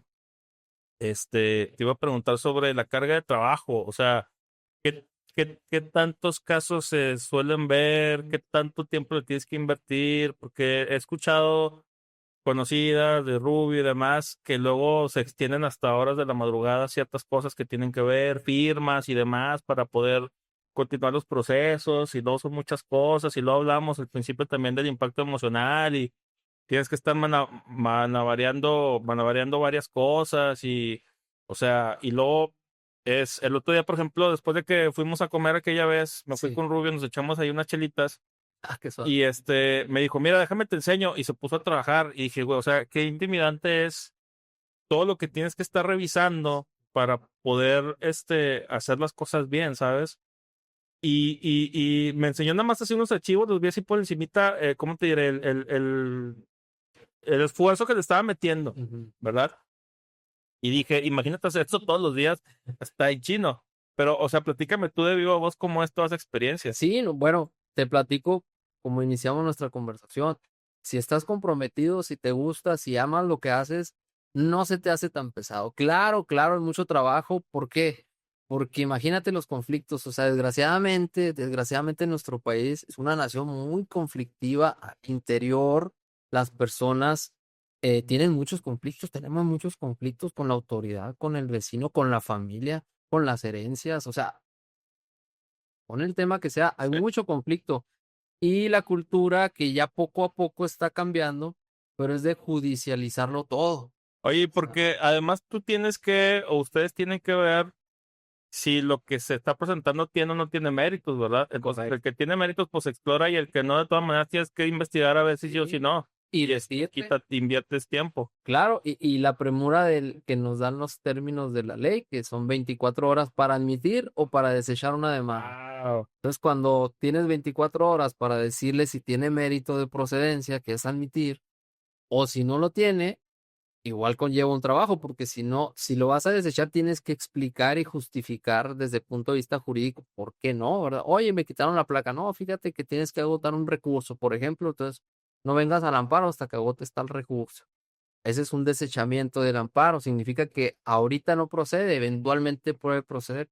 Ah, no, fíjate que sí se admite, me quitaron la placa. Ah, entonces se edita el auto admisorio en las mismas 24 horas. El auto admisorio ya tiene que decir, se emite la demanda, se tiene como autoridad responsable al jefe de tránsito, pidas el informe, etcétera, etcétera, etcétera. Entonces, sí hay un tema, el componente de los tiempos, claro que le da más presión, ¿verdad? Más prisa, pero insisto, te digo algo claro que yo percibí ahorita, yo vi que hiciste cualquier cantidad de cosas para poner esto a tono, ¿verdad? El sonido, pruebas y todo. Pues a mí eso se me hace un mundo, ¿verdad? Pero yo veo que tú lo disfrutas, veo que eres bueno en lo que haces. Estoy seguro que Gracias. viste un proceso en todo esto, pero lo amas, te gusta. Entonces, algo parecido es acá. Yo disfruto mucho ver una demanda, analizar un tema. Le inviertes tiempo, claro, le inviertes tiempo a esto. Mira, te llevamos 2 horas como si nada, ¿va? Entonces, igual acá es algo parecido. Por eso te decía yo, el tema del compromiso, de la vocación real, es lo que realmente te permite llevar a cabo todo esto. Ahí te quería preguntarle eso, porque, por ejemplo, ahorita este es un gran ejemplo lo que dices, de todo lo que se requiere. Al principio, cuando estaba con esto, era bien difícil, porque era, ay, güey, no se escucha este micrófono, ¿por qué no se escucha? Si yo aquí lo estoy escuchando, pero en la grabación no, o sea, y esa cámara no se ve, y esa cámara está parpadeando, y por qué este güey no se ve bien, y bla, bla, bla. Y luego ya llega un momento en el que ya aprendiste todo eso, y luego ya nada más es ejecutar. Acá, por ejemplo, en tu chamba, sucede algo similar donde la preparación hace que luego la ejecución ya sea más fácil o precisamente la variación de los casos hace que la perspectiva que le tienes que dar a cada uno pues es compleja evidentemente, pero a lo mejor ya el conocimiento que tienes de causa te permite agilizar ciertas cositas, sí o no, o qué tanto sí o qué tanto no. Sí, también, claro que vamos agilizando, pues con la experiencia, con los insumos que nos da la tecnología. Por ejemplo, esto de admitir o desechar, nosotros tenemos ya ciertas antecedentes, ¿no? Donde, por ejemplo, ya llegaron varios amparos de la placa o de la salud. Entonces, claro que tenemos también la manera que nos da la experiencia y los archivos y los elementos de la ciencia, la computadora y todo, para agilizar un poco esos tiempos. pero siempre me imagino, al igual que contigo, pues hay variantes, ¿no? Hay variantes, dependiendo en mi actividad depende del caso, ¿no? O sea, no es lo mismo, digo, desde un caso novedoso hasta que pueda llegar uno que es recurrente, pero con ciertas modalidades o distintivos que haya que atender de otra manera. O sea, no es lo mismo, por ejemplo, que llegue una demanda de amparo porque no hay dotación de medicinas para un adulto que tiene una afección, digamos, no tan severa, a que llegara un menor o un adulto mayor con un tema de afección crónica que tiene que ser atendida de inmediato, etcétera, o de dónde se promueve el amparo, atención médica, pues no es lo mismo en Torreón, en Gómez, que en otro municipio alejado, por así decirlo. Entonces, sí ayuda, pero sí hay muchísimo trabajo, ¿no? O sea, te doy un dato cuantitativo, 2,000 amparos al año se Wow. tienen que gestionar, tramitar y resolver. Y una vez resueltos, ahí divides. Si concedimos el amparo, tienes que darle un seguimiento al cumplimiento. Hey, autoridad, devuélvele la placa, por ejemplo, ganó el amparo. No, es que mira que no la. Entonces tienes que estar también en el tema de cumplimiento. A veces el cumplimiento de los amparos se complica más el tema del juicio que en la tramitación y resolución. Entonces son vertientes muy, muy interesantes, muy, muy curiosas, que insisto, tienen mucho que ver con tu vocación genuina, porque es como el médico, ¿no? Los turnos de los médicos son tremendos, ¿no? Son ni duermen ni nada, y los ves tú, al médico que realmente estudió por amor a esa carrera, lo ves ahí metido. Entonces es parecido acá, uno, si te sigue apasionando día con día lo que haces y bien vas viendo cosas nuevas, te nutres, va saliendo esa energía. Ahora, si te compones, si te rodeas de personas que disfrutan de lo mismo que tú haces, como al buen Ernesto, ¿verdad? Que le mandamos saludos, de gente que está verdaderamente enrolada en una actividad que le llena el alma, pues también es muy gratificante porque eso mismo hace un ambiente muy sostenible para esas cargas de trabajo, que te digo, tenemos que manejar también un equilibrio porque tenemos nuestro horario. O sea, dependiendo de la categoría de una persona que trabaja en un juzgado, tiene un horario distinto. Obviamente los apoyos como los se llama oficial judicial, la persona que está, digamos, haciendo un trabajo todavía no muy jurídico, que nos ayudan muchísimo, pero ellos tienen un horario más limitado, ellos sí se van más temprano, por así decirlo. El secretario y el juez, pues ya olvídate, ya así como te dijo Ernesto, uno puede trabajar. Ahorita yo llego, por ejemplo, y de este mismo diálogo me vienen ideas para, digamos, argumentar en un asunto que ahí tengo, por ejemplo. Entonces siempre estás pensando en ello, pero lo haces de corazón, como me imagino tú voy a tener esta charla, güey. Entonces sí son, la respuesta sería sí, la carga de trabajo es mucha, pero cuando hay mucha disposición también de hacerlo, pues está uno, contento, Con ¿no? entusiasmo. Con ese entusiasmo, así es. Claro, hombre, mi Yuri, me siento contentísimo de tener esta plática contigo. Nos quedan 5 minutitos. Me gustaría que nos platiques algo así que la gente no se imagina ni siquiera sobre trabajar en el Poder Judicial, sobre ser juez, sobre tener la vida a veces de la gente en tus manos, o sea, si les va a ir bien, si les va a ir mal, o sea, platícanos así algún dato que estaría interesante compartir. Caray, bueno, pues es que mucho, ¿no? Pero tal vez algo que no sepa la gente, porque es un tema de carrera judicial, es que nosotros, Poder Judicial Federal, cambiamos de residencia. O sea, yo inicié mi carrera en Chihuahua capital. Cuando se abre un espacio para avanzar de categoría, me voy a Ciudad Juárez. Entonces, allá estoy un tiempo, presento exámenes, eh, y de ahí salgo después a Mexicali. Entonces ando uno cambiando de residencia. Y de Mexicali llego acá a Torreón. Esta es la lógica del respeto a la independencia, autonomía e imparcialidad de la función, ¿verdad? O sea, yo aquí, pues obviamente aquí no tengo familia, aquí no crecí, aquí no estudié, entonces hay un poquito más de probabilidad de que mi función sea más imparcial. O sea, llega un caso y yo no tengo nada que ver.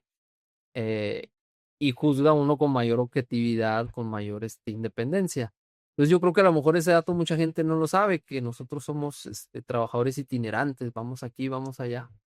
Ese es uno. El otro, pues realmente, bueno, hay muchos, te digo, pero no sé, a mí me llama la atención que muchas personas no se acercan a los juzgados, como que tienen alguna idea, algún pensamiento, me imagino de que, no sé, en el juzgado, como que no tienen mucha noción de lo que hacemos y realmente somos oficinas públicas, o sea, si alguien va a conocer, es interesante, no sé, los estudiantes o alguien que sepan que es una oficina pública donde bien pueden ellos enterarse de primera mano de toda la actividad que hacemos, de cómo pueden incorporarse, ya sea por prácticas o servicio profesional, si es que es su vocación.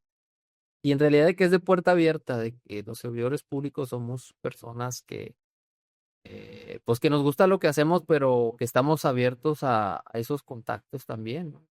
De una proximidad. Entonces, te digo, hay muchos temas, de hecho, que quedarían ahí en el tintero, ¿no? Pendientes, Sí, no, definitivamente tenemos que aventarnos otra segunda, tercera, cuarta, quinta parte, porque sí está muy interesante lo que estás compartiendo. está interesante y pues te agradezco, Marco, para cerrar también agradecerte mucho la oportunidad de platicar contigo y agradecerle a todas las personas que te siguen también por escucharnos y vernos. No, hombre, un gustazo, mi Yuri. Aquí tienes tu casa cuando gustes. Estuvo muy sabrosa la plática, muy entretenida, pero sobre todo muy informativa.